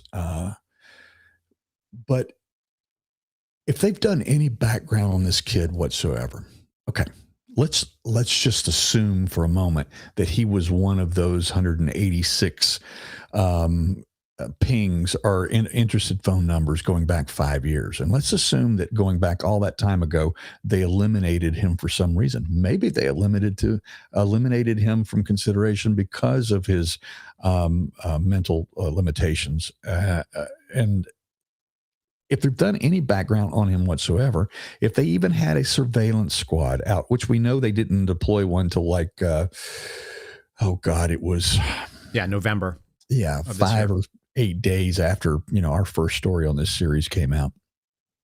And if they're watching the kid at all and then do this interview without an attorney present, here's where we know it's a real problem. Determining him competent, this has to be thrown out, doesn't it, Kyle? Well, we've seen that they allowed him to keep his headphones on, which I've never seen somebody be able to keep personal effects. During his mugshot. Yeah. Right. So during the processing, and I'm sure they wanted compliance, which is what you'd want. You want your subject not to lose their mind. But if he was going to lose his mind because you took his headphones, that tells you who you're dealing with or what level of functionality you have. We're going to keep reading through this because we're just getting into the meat of how ridiculous this stuff is. But his own words, I don't think they incriminate him. I think they are exculpatory in a very big way. I think that all it does is it punches holes in what the government tried to put together. And again, we don't know where these occurred in the discussion, whether these were at the 1 hour mark, the 2 hour mark, 3. Here's my supposition. This is Kyle Seraphin's analysis, so take it for what it's worth. I think they took this guy in. He denied it for 2 hours because he didn't do it. Then I think they threatened him, which they mentioned threatening him in this particular document. They threatened him with the felony, an additional felony of lying to the FBI, which is a 1001 charge, 18 U.S.C. 1001, false statements. And at that point, he basically caved and copped to everything. They gave him 20 more minutes to sit by himself and stew. Then they came back in and collected what they needed. And he essentially agreed to everything that they needed, including things that are completely illogical and you and I know to be false, Steve. Right. And so will his defense team very shortly. So here it goes. He says he didn't agree with it. Apparently this was about politics. Again, you have to remember that starting all the way back in 2018, he's buying sulfur and he's buying bomb making equipment and he's buying clips from Micro Center, but he didn't agree with the election. So that's what's going on here. Then he goes on and they just basically try to address all of the bullshit that they've been sold. Okay. And it looks like this. The Defendant has never been an openly political person and doesn't discuss politics with his family to avoid conflict. They know that his family is very left-leaning. According to the defendant, no one knows his political views, including his family. The defendant stated that he does not align politically with his family members and did not tell them he was going to a protest in support of then President Trump. Now, this looks like something I don't even know why you would. All right. Later in the interview, the defendant explained that after the 2020 election, when it first seemed like something was wrong and stuff started happening, their words, not mine, they're quoting him, he began following the issue closely on YouTube and Reddit and felt bewildered. In the defendant's view, if people, quote, feel that, something as important as voting in the federal election is being tampered with, is being relegated null and void, then like someone needs to speak up, right? Someone up top, just to at the very least calm things down, end quote. The defendant felt that, quote unquote, people at the top, including, quote, people on both sides, public figures, end quote, should not, quote, ignore people's grievances or call them conspiracy theorists, bad people, Nazis, or fascists. I don't know when this occurred in there, but this sounds like we're just telling you what you need to hear. Instead, quote, if people feel like their votes are like just being thrown away, then at the very least, someone should address it. This is where it gets really fun for me. As the interview continued, the defendant maintained that he did not plant the pipe bombs. So they're indicating that this happened like in a logical sequence, that he was mad about the election, but I'm not confident that they are because they don't actually say that in here. And so again, a transcript is going to be very important, but the actual video footage of him saying this and the degree of confidence we can assign to it is going to be huge. Steve, here's the part that I think we all really care about. As the interview continued, the defendant maintained he did not plant the pipe bombs. However, when the defendant was shown a pair of Nike Air Max Speed Turf shoes, he admitted that he, quote, used to have a pair and stated that he, quote, threw them away because they were old and they were coming apart. No further information, as we like to say in the business. We know that one of them was squeaky. We do, actually.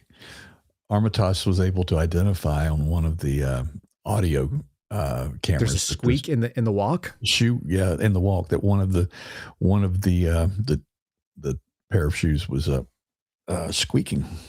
So here's what we know from that little statement and this throwaway line that the government filed. In the confession, they basically asked him about shoes, and now they've explained why they don't have to produce the shoes, which they said this case hinged on, because he threw them away. They do that with multiple pieces of evidence that they would need to have, I would think. After approximately 2 hours, during which the defendant maintained that he did not place the bombs. Are we serious right now?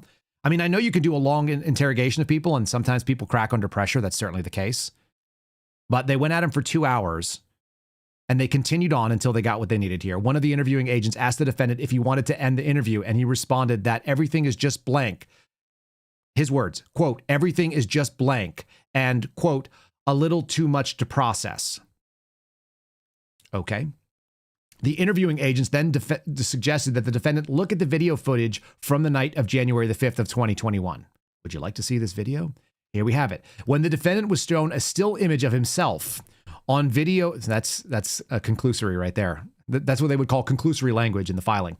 A still image of himself on surveillance video close to the time of planting the bombs. He stated that he did not recognize the person and had not previously seen the video. Well, here's the problem with that. I think a lot of people have already seen this video, right?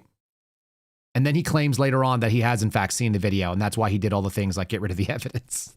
So he's contradicted himself in there. We're supposed to believe one, not the other. Anyway, that's the way confessions work. People will lie until they don't lie, unless they lie to make you leave the room and stop badgering them. The interviewing agents reminded the defendant that lying to them was an additional criminal offense, and asked the defendant again whether he was the individual on the surveillance video. At this time, the defendant paused for approximately 15 seconds, placed his head down on the table, and answered yes. See, this was the bad 50s B movie that I saw. This is exactly how this is taught at the academy, by the way. You're supposed to basically tell them, we know this was you, and then they're supposed to just give up. That's what the role players do. They give up and they say, yeah, it was me. I've been lying for the last 2 hours, and I've been telling you what you want to hear now, so I'm going to tell you the rest of it. Yeah. After the defendant's admission, the interviewing agents explained to him that they could either continue to discuss his actions on January the 5th, or they could stop the interview altogether and transport the defendant to court for his initial appearance. This is where it gets real weird. Does he understand what's going on? The agents explained what an initial appearance is, and that if the defendant continued the interview, he would have to appear in court the following day. So there's your delay. The defendant asked for times to process things, and the agent stepped out of the interview room for approximately 20 minutes, and they let him stew on it. When they returned, the defendant expressed his interest in continuing the interview and executed a written waiver to delay his presentment to the court until the next day. We need, obviously, the competency hearing is going to be really important here. Yeah. I want people to understand exactly what we are dealing with. Over the next approximately 1.5 hours, the defendant walked the interviewing agents in detail through his construction, transportation, and planting of the pipe bombs. The defendant explained that he made the black powder in the devices using charcoal, Lily Miller sulfur dust, which they showed the Amazon, which he bought in 2018, folks, when he was mad about the election of 2020, and potassium nitrate that he purchased from Lowe's. The defendant mixed these ingredients in a Pyrex bowl and used a spoon or maybe a measuring cup to pour the black powder into the devices. According to the defendant, he learned to make the black powder from a video game that listed the ingredients, and he also viewed various science-related videos on YouTube that assisted him in creating the devices. What I do not see on here is the Google warrant that shows that they actually have this information. And they've had time to get it. They've had, what, 2 months now? Yeah. I'm flabbergasted by what's not in here, as usual. Actually, it's not even 2 months, but... Well, they started sometime in November, and now we're here at the end of December, which means they had November and December to be able to do these warrants. You know, before and after the arrest, they still should have been able to go after this stuff. And they got this confession on the 4th. So theoretically, they've had 25 days to pull this from Google. Regarding the construction of the devices, the defendant explained that he used a hand drill and bit to drill the end caps on the device, that use pliers to crimp the alligator clips, and use kitchen timers rather than alarm clock timers because these kitchen timers were easier to use. Let's talk a little bit about drilling steel with a hand drill. You ever done that, Steve? I'm going to let you filibuster on that one while I take a short break. Please do. All right. Folks, real simple here. If you've ever tried to drill anything with a hand drill that's made of metal, you will find yourself in the weirdest position because it will walk. The bit will walk unless you have a very, very tiny, pilot pointed carbide drill bit. You are not going to be able to do this sort of thing. And what we saw in the pictures that they showed of those bombs is that we don't have a scrolling, walking drill bit that caused the problem. That's problem number one. Does he have a vise to be able to hold this? Was he holding this with his hand and then potentially putting holes in his hand? Because that's what happens. Ask me how I know. When you hold a piece of steel with your hand and try to do a hand drill into it, you've got to put a ton of pressure behind it so it actually bites in the first place. And then the second thing is that if it doesn't walk, that means that you had it firmly held, what they call the work. You have to hold that end cap. These are rounded end caps that have a curve. So they're already going to need to go somewhere. If you don't have a jig to hold it or a punch to make a starter hole so you have something to get going, there's no way that this got done. And I'm guaranteeing that this kid probably doesn't have the upper body strength or even the experience to do this. I've drilled tons of metal for I'm always making holes and stuff and then putting screws in where they don't belong and holding things together that I broke, stuff like that. The idea that he used a hand drill, this is the most basic explanation of something that doesn't make sense if these agents had ever done any work with steel. All right, I'm going to keep reading here. When he asked where he kept the bomb-making materials, the defendant explained that he hid them in a closet inside his home so they would not be found by a family member.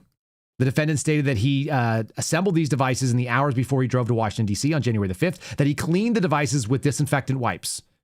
And eventually, he admitted that he did not go to January 6th to attend a protest at all, but in fact traveled there to plant the devices. He transported his devices on January 5th inside of a shoebox in the back of his Nissan Sentra. He wore a mask and a hood to avoid identification. He wore gloves to avoid leaving fingerprints. The defendant arrived in the city, parked his car on D Street Southeast between 2nd and 3rd and near Folger Park and Providence Park. I think they're talking about Providence, which also looks like Garfield Park. All right. This is really wild. So he tells you where he parked.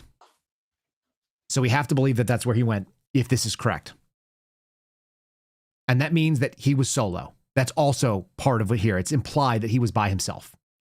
The defendant placed one of the devices in his backpack. He exited his car and he walked towards the DNC. He set the timer on the first device, a maximum amount, which was 60 minutes, and placed that device near the DNC. The defendant then returned to his car, retrieved the second device and placed it in his backpack and walked to the RNC, where he set the timer for 60 minutes and planted the device.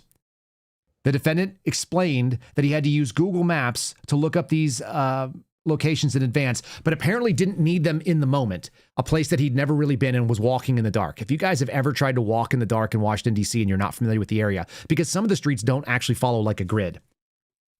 I think we're going to run up here real quick and I'm going to show you the map that we're talking about again, just so we're on the same page. You've got the grid streets here, like South Capitol Street and 2nd Street. They go north and south almost perfectly. You've got the edges here of C Street Southeast, which is on the north end. You got D Street, and then you've also got E Street. But you have all these illogical little moments that happen inside of this little area.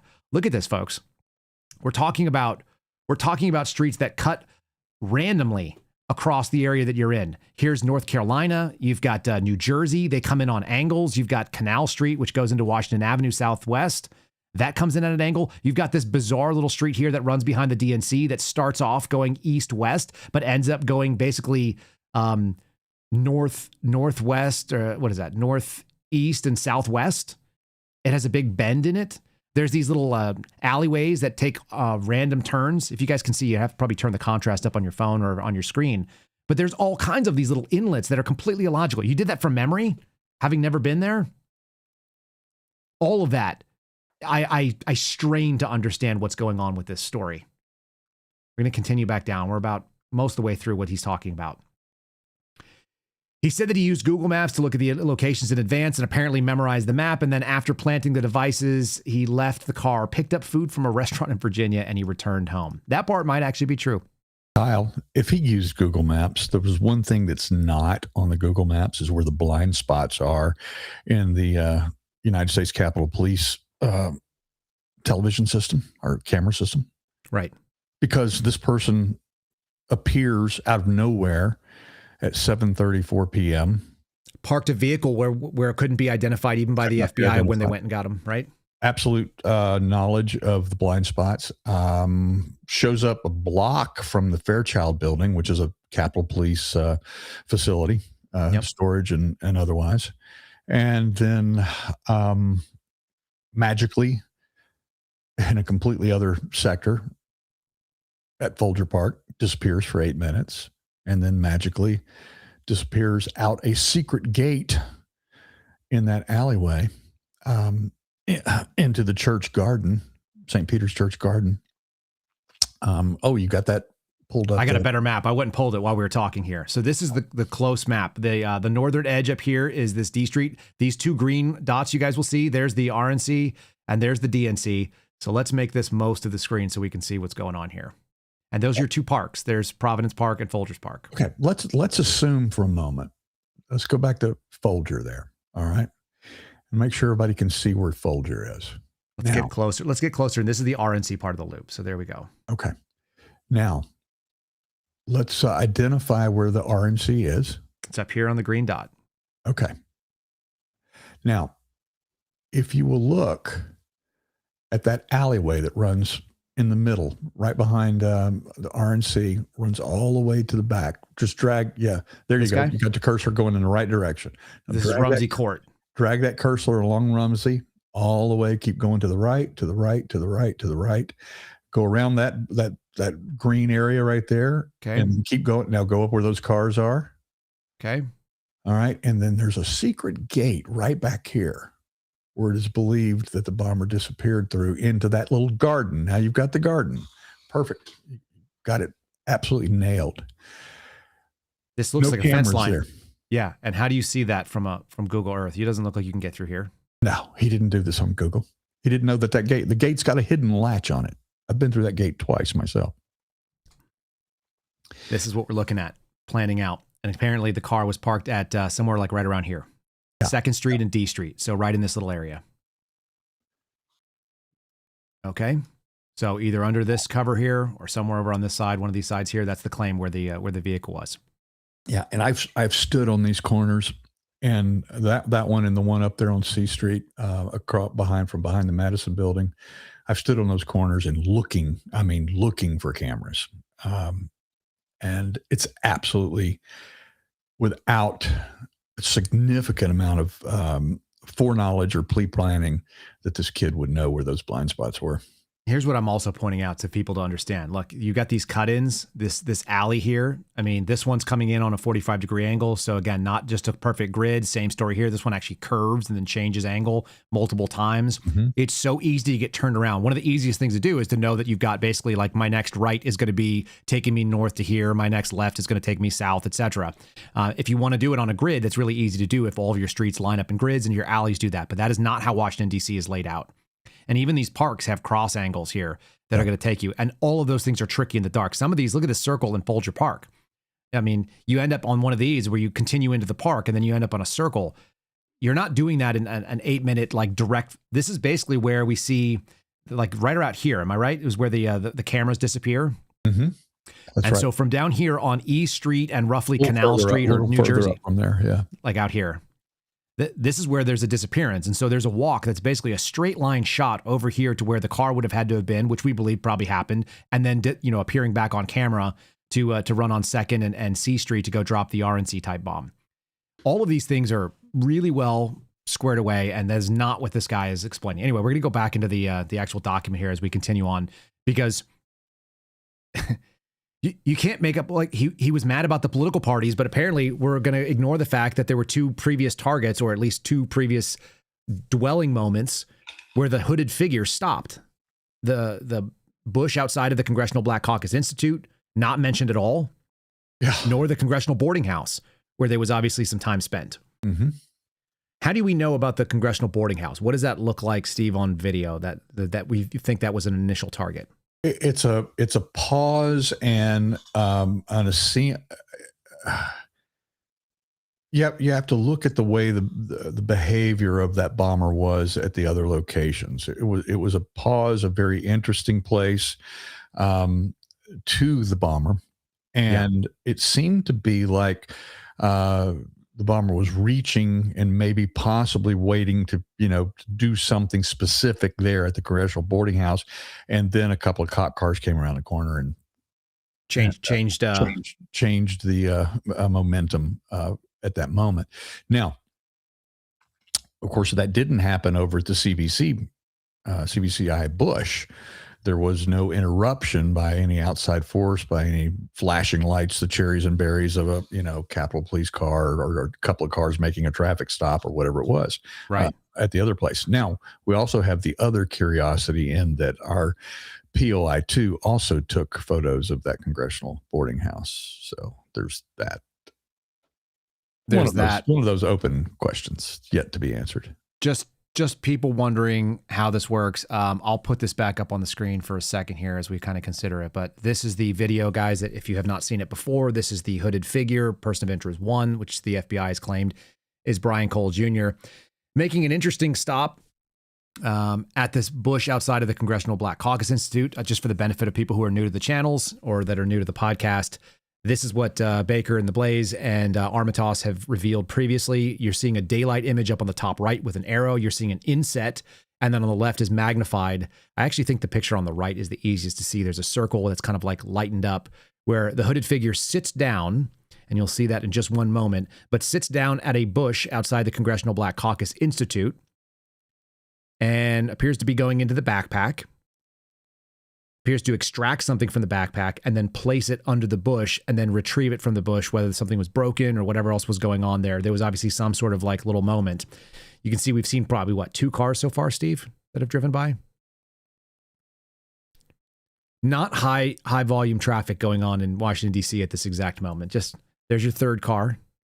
None of them are blue Nissan Sentras, by the way. Just as we're looking here, we just want to know if that's a really common car in Washington, D.C. So you can see that there's still this thing. This is 77 seconds of placing something underneath and kind of just screwing around underneath this bush. I'll make sure you guys can see this again. This is in Steve Baker's timeline. This has been in mine as well. Now you've got the hooded figure getting ready to stand up and walks away off camera to the right into the darkness. Then you fast forward to the finding of pipe bomb number 2, which we believe was placed first, according to the videos. And here's your Capitol police officers' surveillance units, the counter surveillance guys, looking underneath that bush. They're dwelling. Right now, they are directly above the flashing lights of the police car. And they are just off to the left of that signage, which has the traffic light on them. You can see there's people that are meandering around. Those look like, are those law enforcement, do we think? Okay.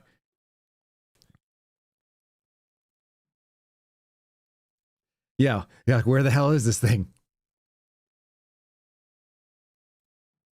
And so here they're going to walk past the bush again, and you're going to see a stop and a full hip turn. And there's an inset that's magnified, but you see the Capitol police officers actually look underneath that bush a little bit more aggressively, and then continue on. And then they found the bush, and they found it straight away in just a few minutes afterwards, next to where it was eventually found outside that DNC bench that was sitting out there in the area. So the counter surveillance officers, in their most recent interview, their answer for why the entire 12 minutes or so that they're on the lookout for, they're looking for devices, right? Yes. This is what we've been told for years, is that they were deployed specifically. There was 3 teams of 2 that were out to look for additional devices after the RNC bomb was found. Right. But what it turns out is that after we revealed all the video of their entire route, we never see them looking for anything. In fact, most of the time, they're just looking at their phones as they're walking down the street, right? So they're not looking in trash cans, or not looking under other bushes, or not looking behind cars, or not looking anywhere. They never look. Well, they had an explanation for that. Okay. They actually said that their explanation for why they weren't looking under things and behind things was because they were actually looking for humans with handheld detonators. Now, Steve, you're a bright guy.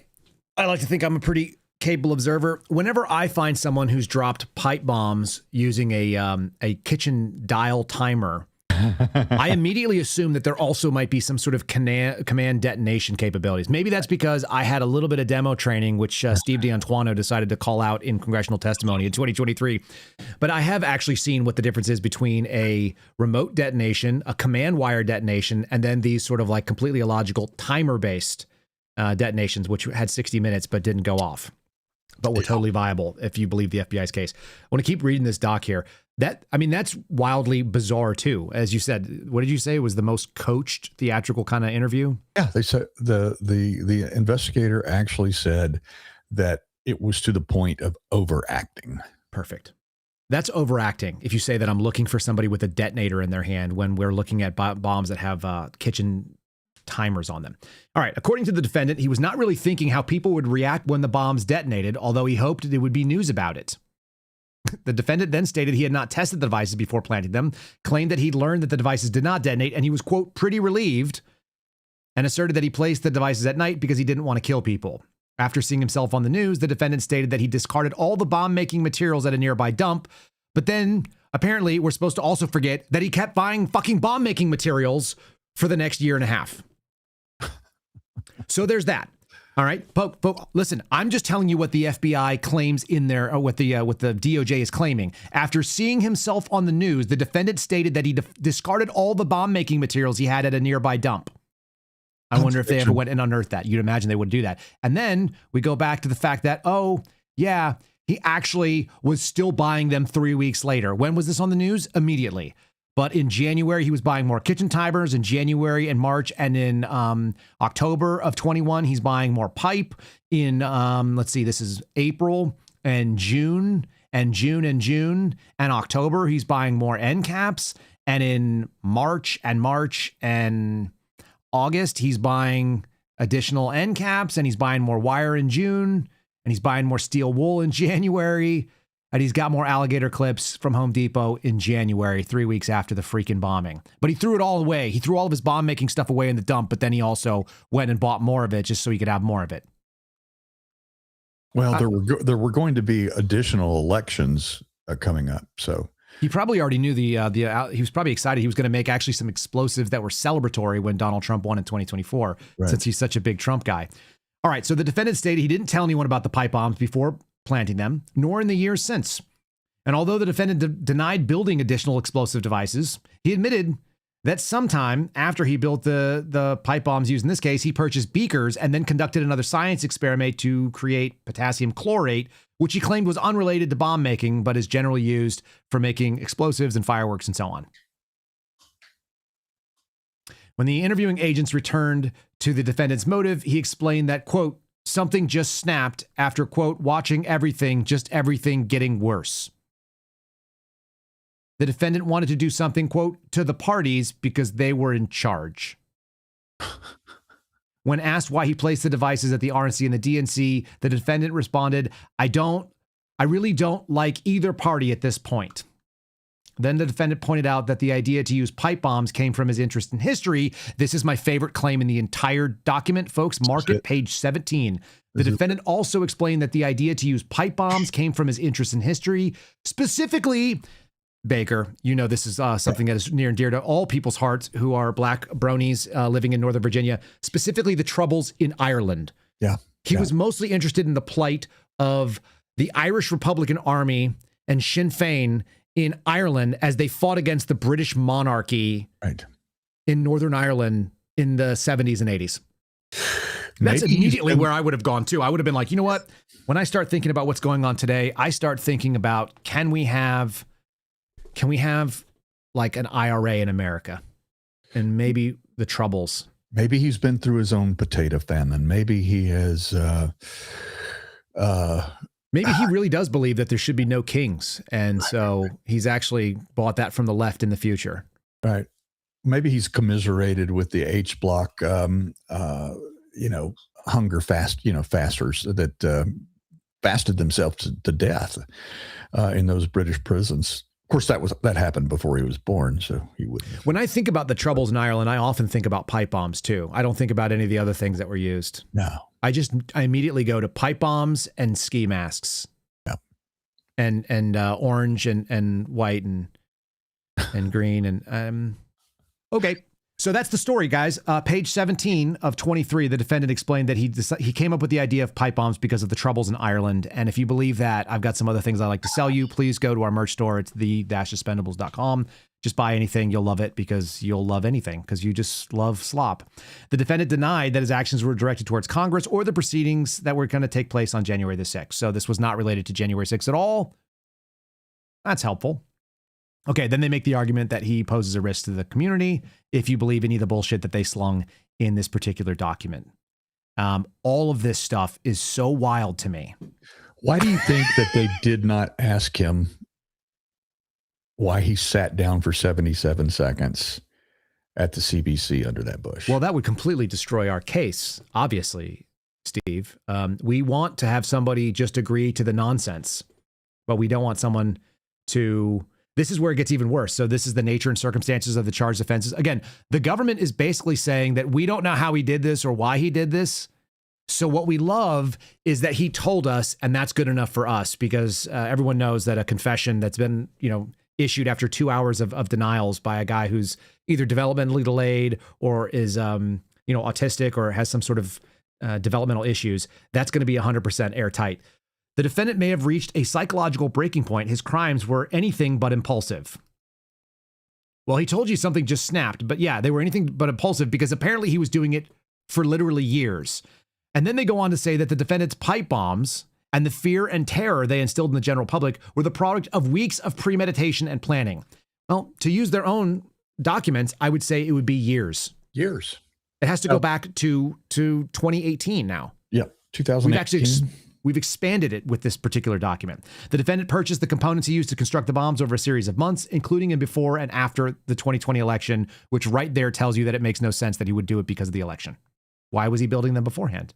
And then they also take him at his word without having any documentation saying, by the way, we substantiated what he said. By watching YouTube science videos and playing video games, he was able to assemble the devices. This is my favorite line too. Steve, whatever the precise contours of the defendant's research and preparation are, which the FBI essentially is admitting they don't know, whatever they were, it was sufficiently extensive for him to assemble 2 pipe bombs in the hours leading up to his travel to Washington, D.C., because apparently he built them on January 5th.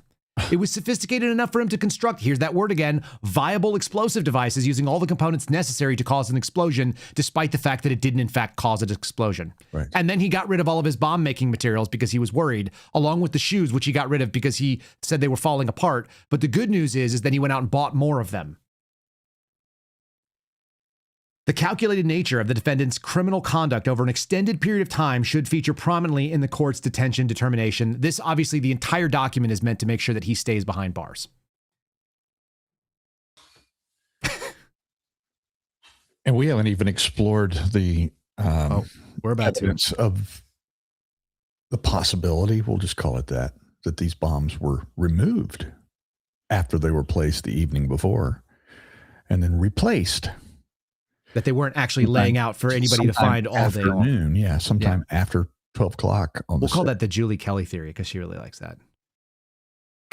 Yeah, well, I know she's not the originator of it. Let me continue this a little bit because we're almost to the end here.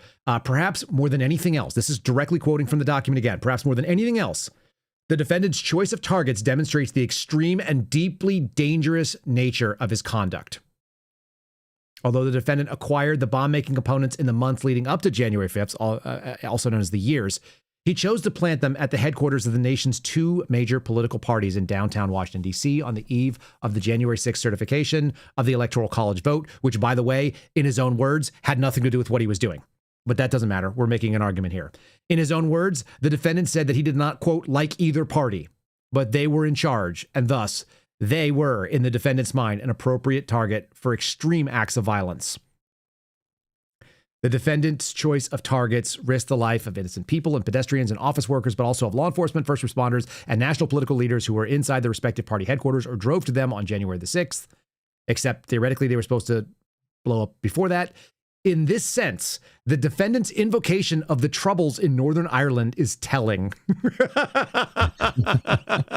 Did someone write this with a straight face? The bombings were used frequently throughout that period to kill officials and civilians for political purposes. The court should consider the gravity of the defendant's targets in assessing the nature of the charged offenses. Buddy, Mr. Baker. Yeah, man. It goes on. There's a couple more pages here. They're mostly not relevant to what we're making the argument of. Yeah. Should we go to the motion that the government filed, and then this was the government's motion rather? Should we go to the answer that the defense played?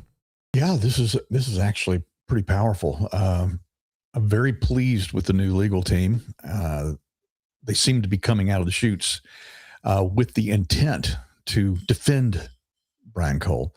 I wasn't so sure about the previous attorney. Yeah. I actually had concerns because of their lack of response, lack of candor, that they were working for the wrong team, as a matter of fact. This is a motion that is from the defense. And I'm going to call this a check raise.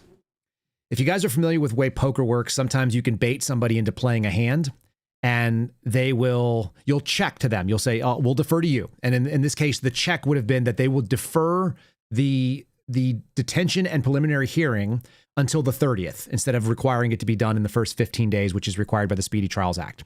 So they checked to the government, and the government, they decided to play at them. And they said, yeah, and we've got this confession and we're feeling good to go. And then once the check comes around, they raise on top of it. And so the defense filed this motion. This is the defendant Brian Cole Jr.'s motion to confirm a preliminary hearing date. And this was filed yesterday. All right. The documents that we're looking at from the previous, let's do them in order. This is document 17 was filed yesterday. We've also got document 21 in this case.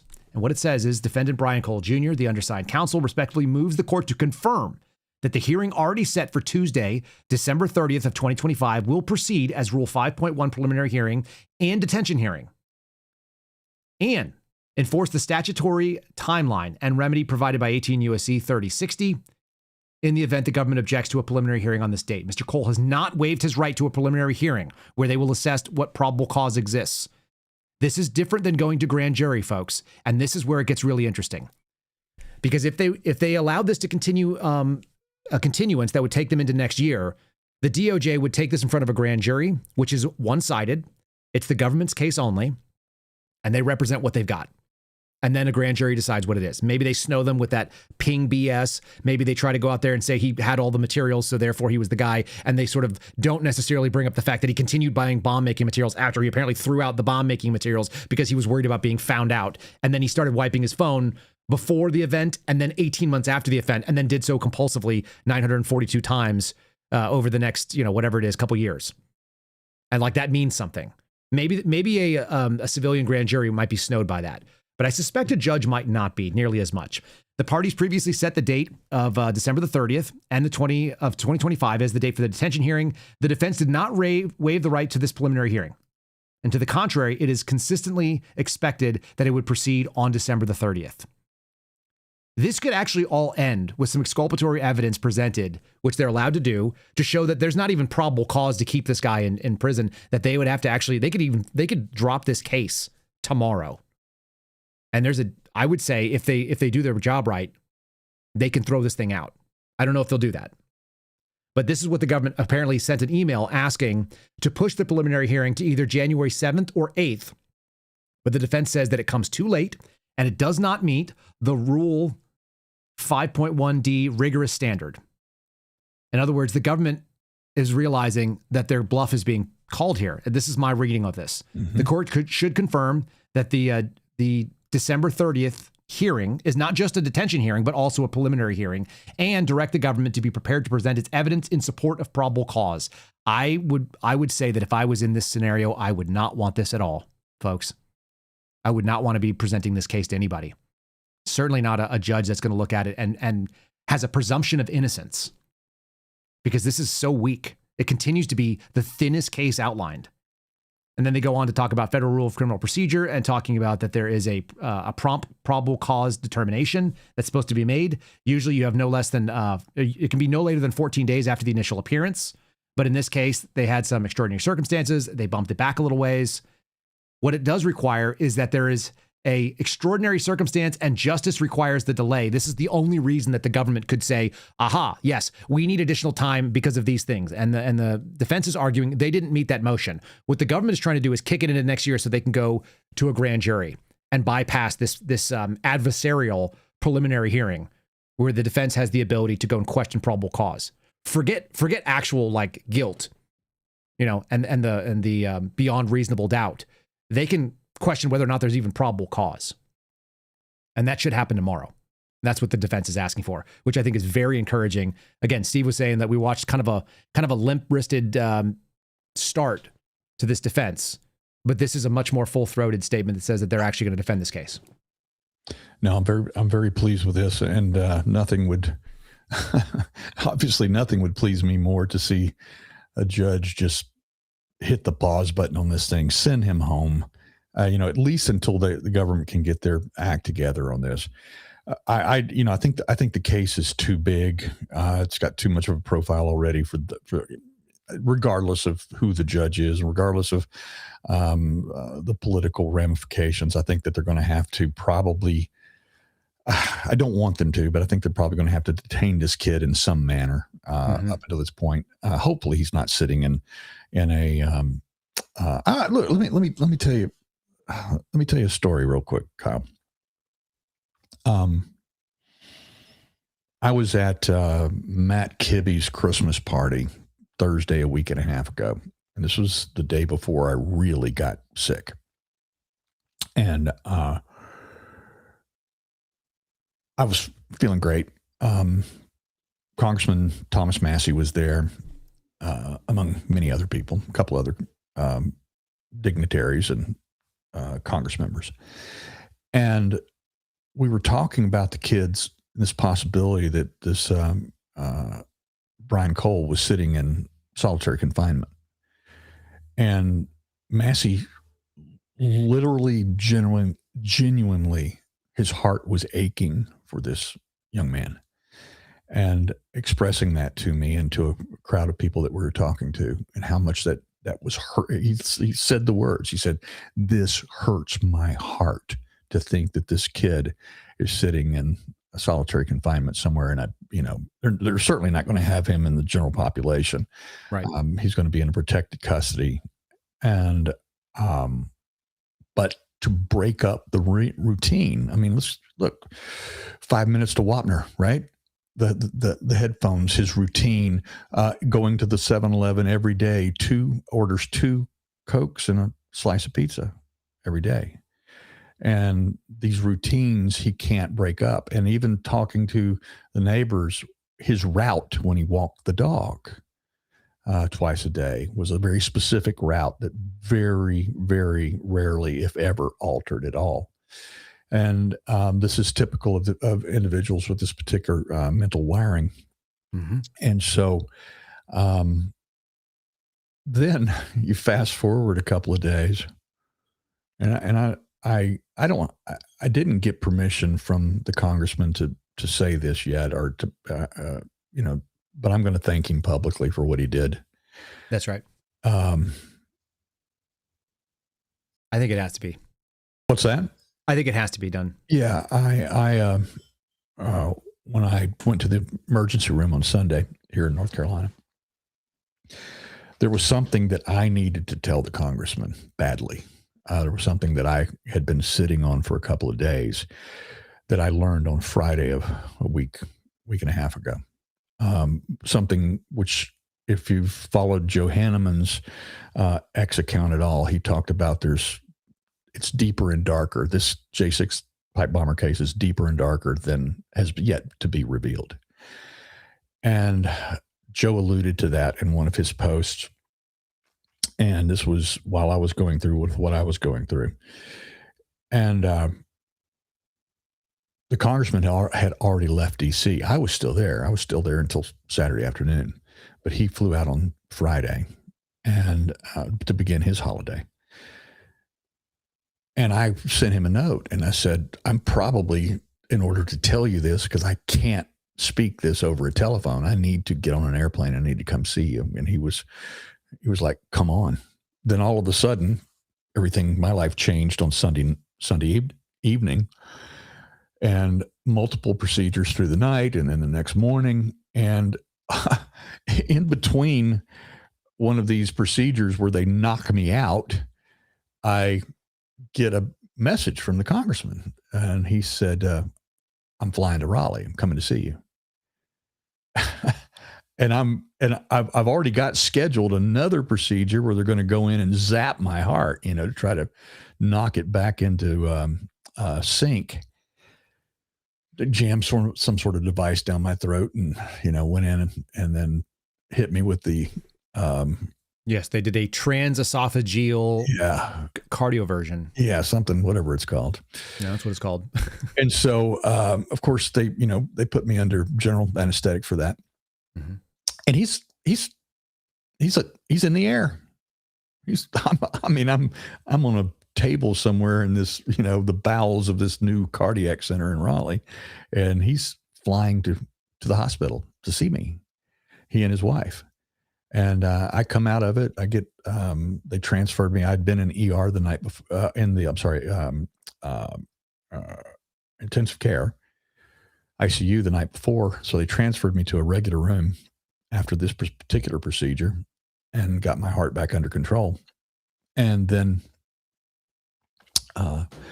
sure enough, the congressman shows up in my hotel room, and he and his wife. And they sat there with me for 4 hours late into the evening on Monday. And this is the guy who's taken more heat from MAGA right now than anybody else, more heat from the Trump supporters than anybody else. I mean, the reality is he's more MAGA, and he's more the guy that Trump campaigned to be than the party or the people or those who claim to be. But he's also he's a sincere and purposeful human being who is not compromised by the system.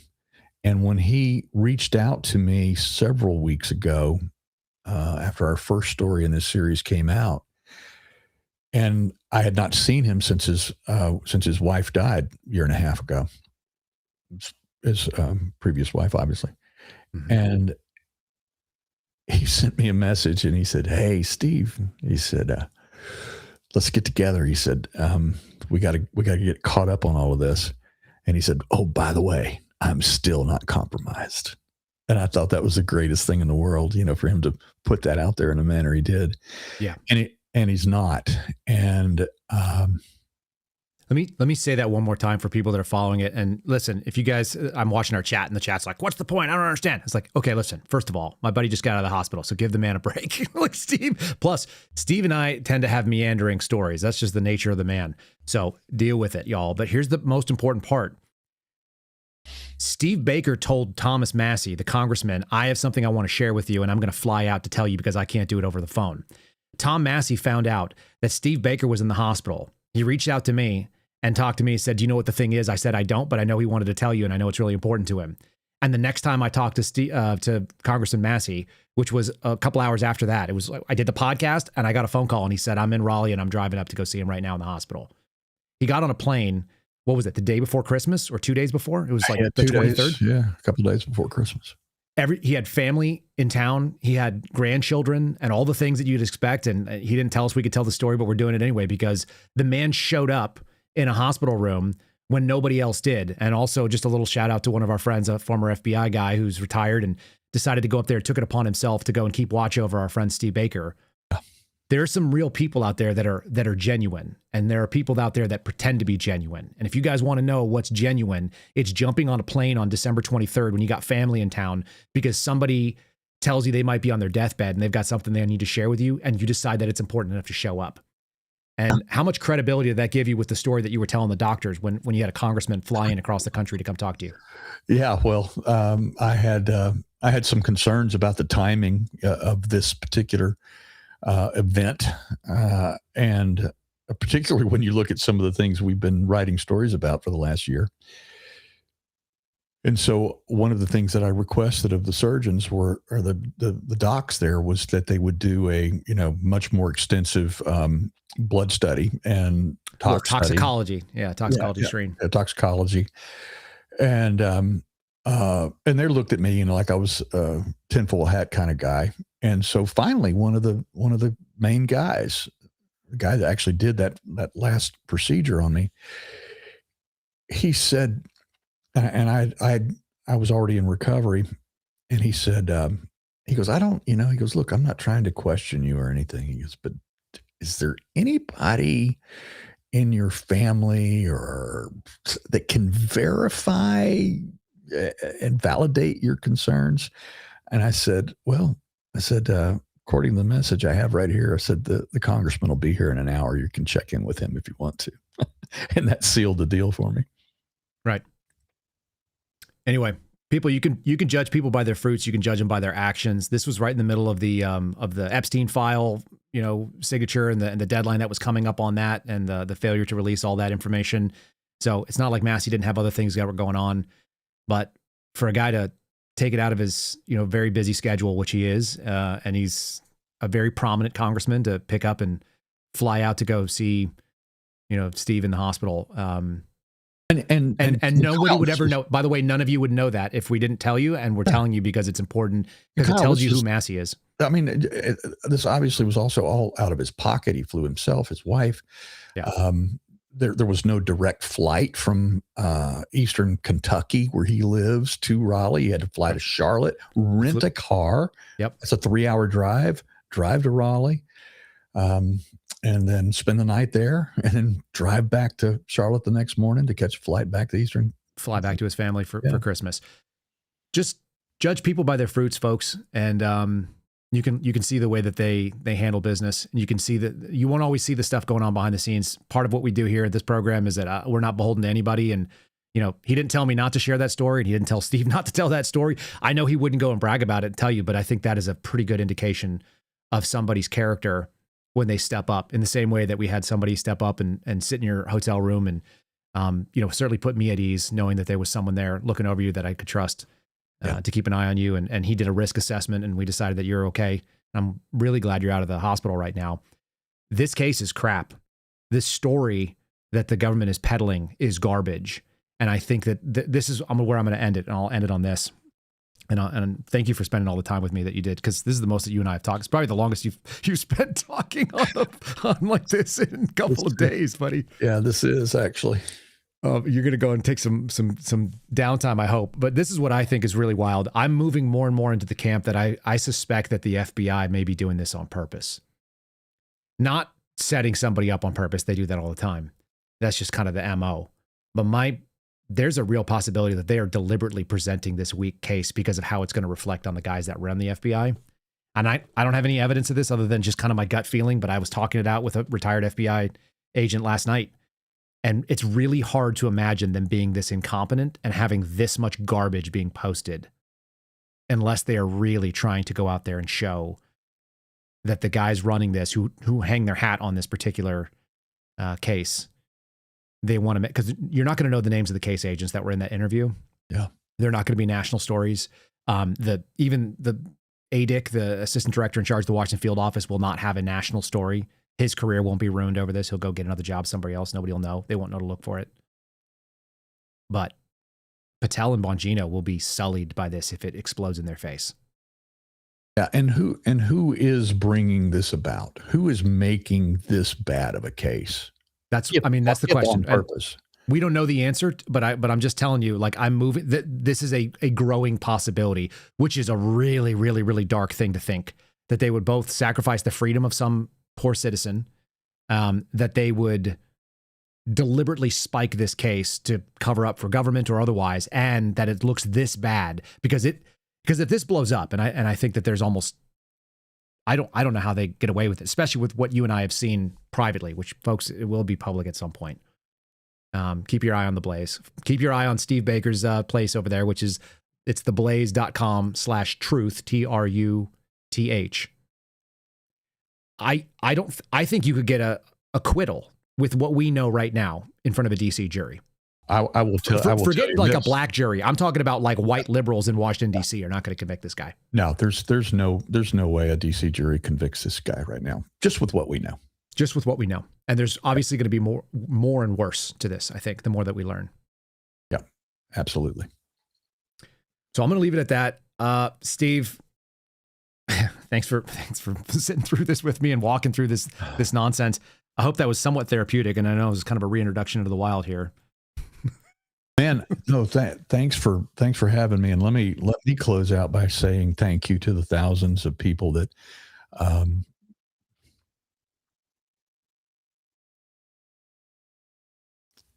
put the prayers out there. Thank you. Yeah, buddy.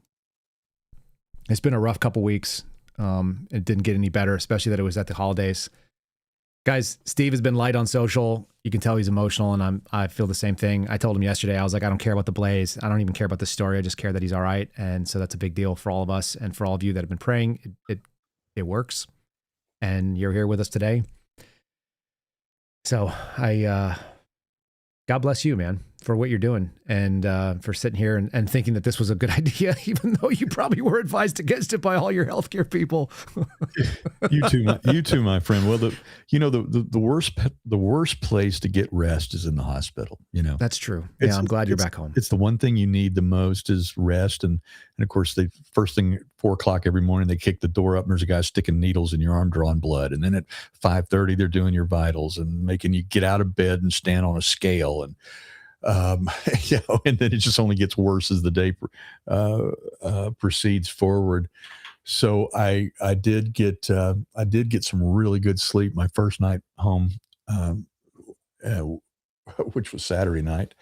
But then this story came out, this filing came out, and it felt like I was back in the hospital again. I believe that. Yeah. We did have a good moment about the thermometers, which we'll save that for another day. We'll save that for later. Steve, thanks for joining me, folks. Follow Steve and his work. You can make sure you put your notifications on like I do, and you can see that they're on the screen right now. It's at Steve, Steve Baker, Baker, at Steve Baker, USA. Much easier than your old handle. I appreciate that you changed it. At Steve Baker, USA. Follow him. He's an investigative reporter for The Blaze. He's an investigative reporter for just Truth in general. And this stuff's coming out one way or another. So if anybody thinks it's going to be hidden, it's going to happen, and we'll be part of it. And he's still alive. He's still in the fight. So God bless you, buddy. Thank you. I look forward to following up on this soon. That's it for the day, folks. Pray for Steve. Keep it going. He's got a lot of recovery in front of him.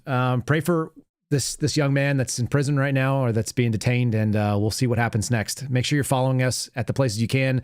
You can find us on Spotify, KyleSeraphinShow.com if you want to share it with a friend. That is a really easy way to do it. Today's show is going to be really critical to understanding a lot of this. You can find all the documents and stuff, the PDFs at KyleSeraphin.com if you ever want to find us on Locals. And if you're watching on YouTube, if you're watching on Rumble, if you are watching on X, make sure you like what you're seeing. We're monetized on the previous two. I don't get any money out of the X thing, although we're happy to have the audience there. Join us on one of the monetized platforms for the really good chat that continues to be, I would say, the best chat in media. So there you go. All of you all make this show what it is.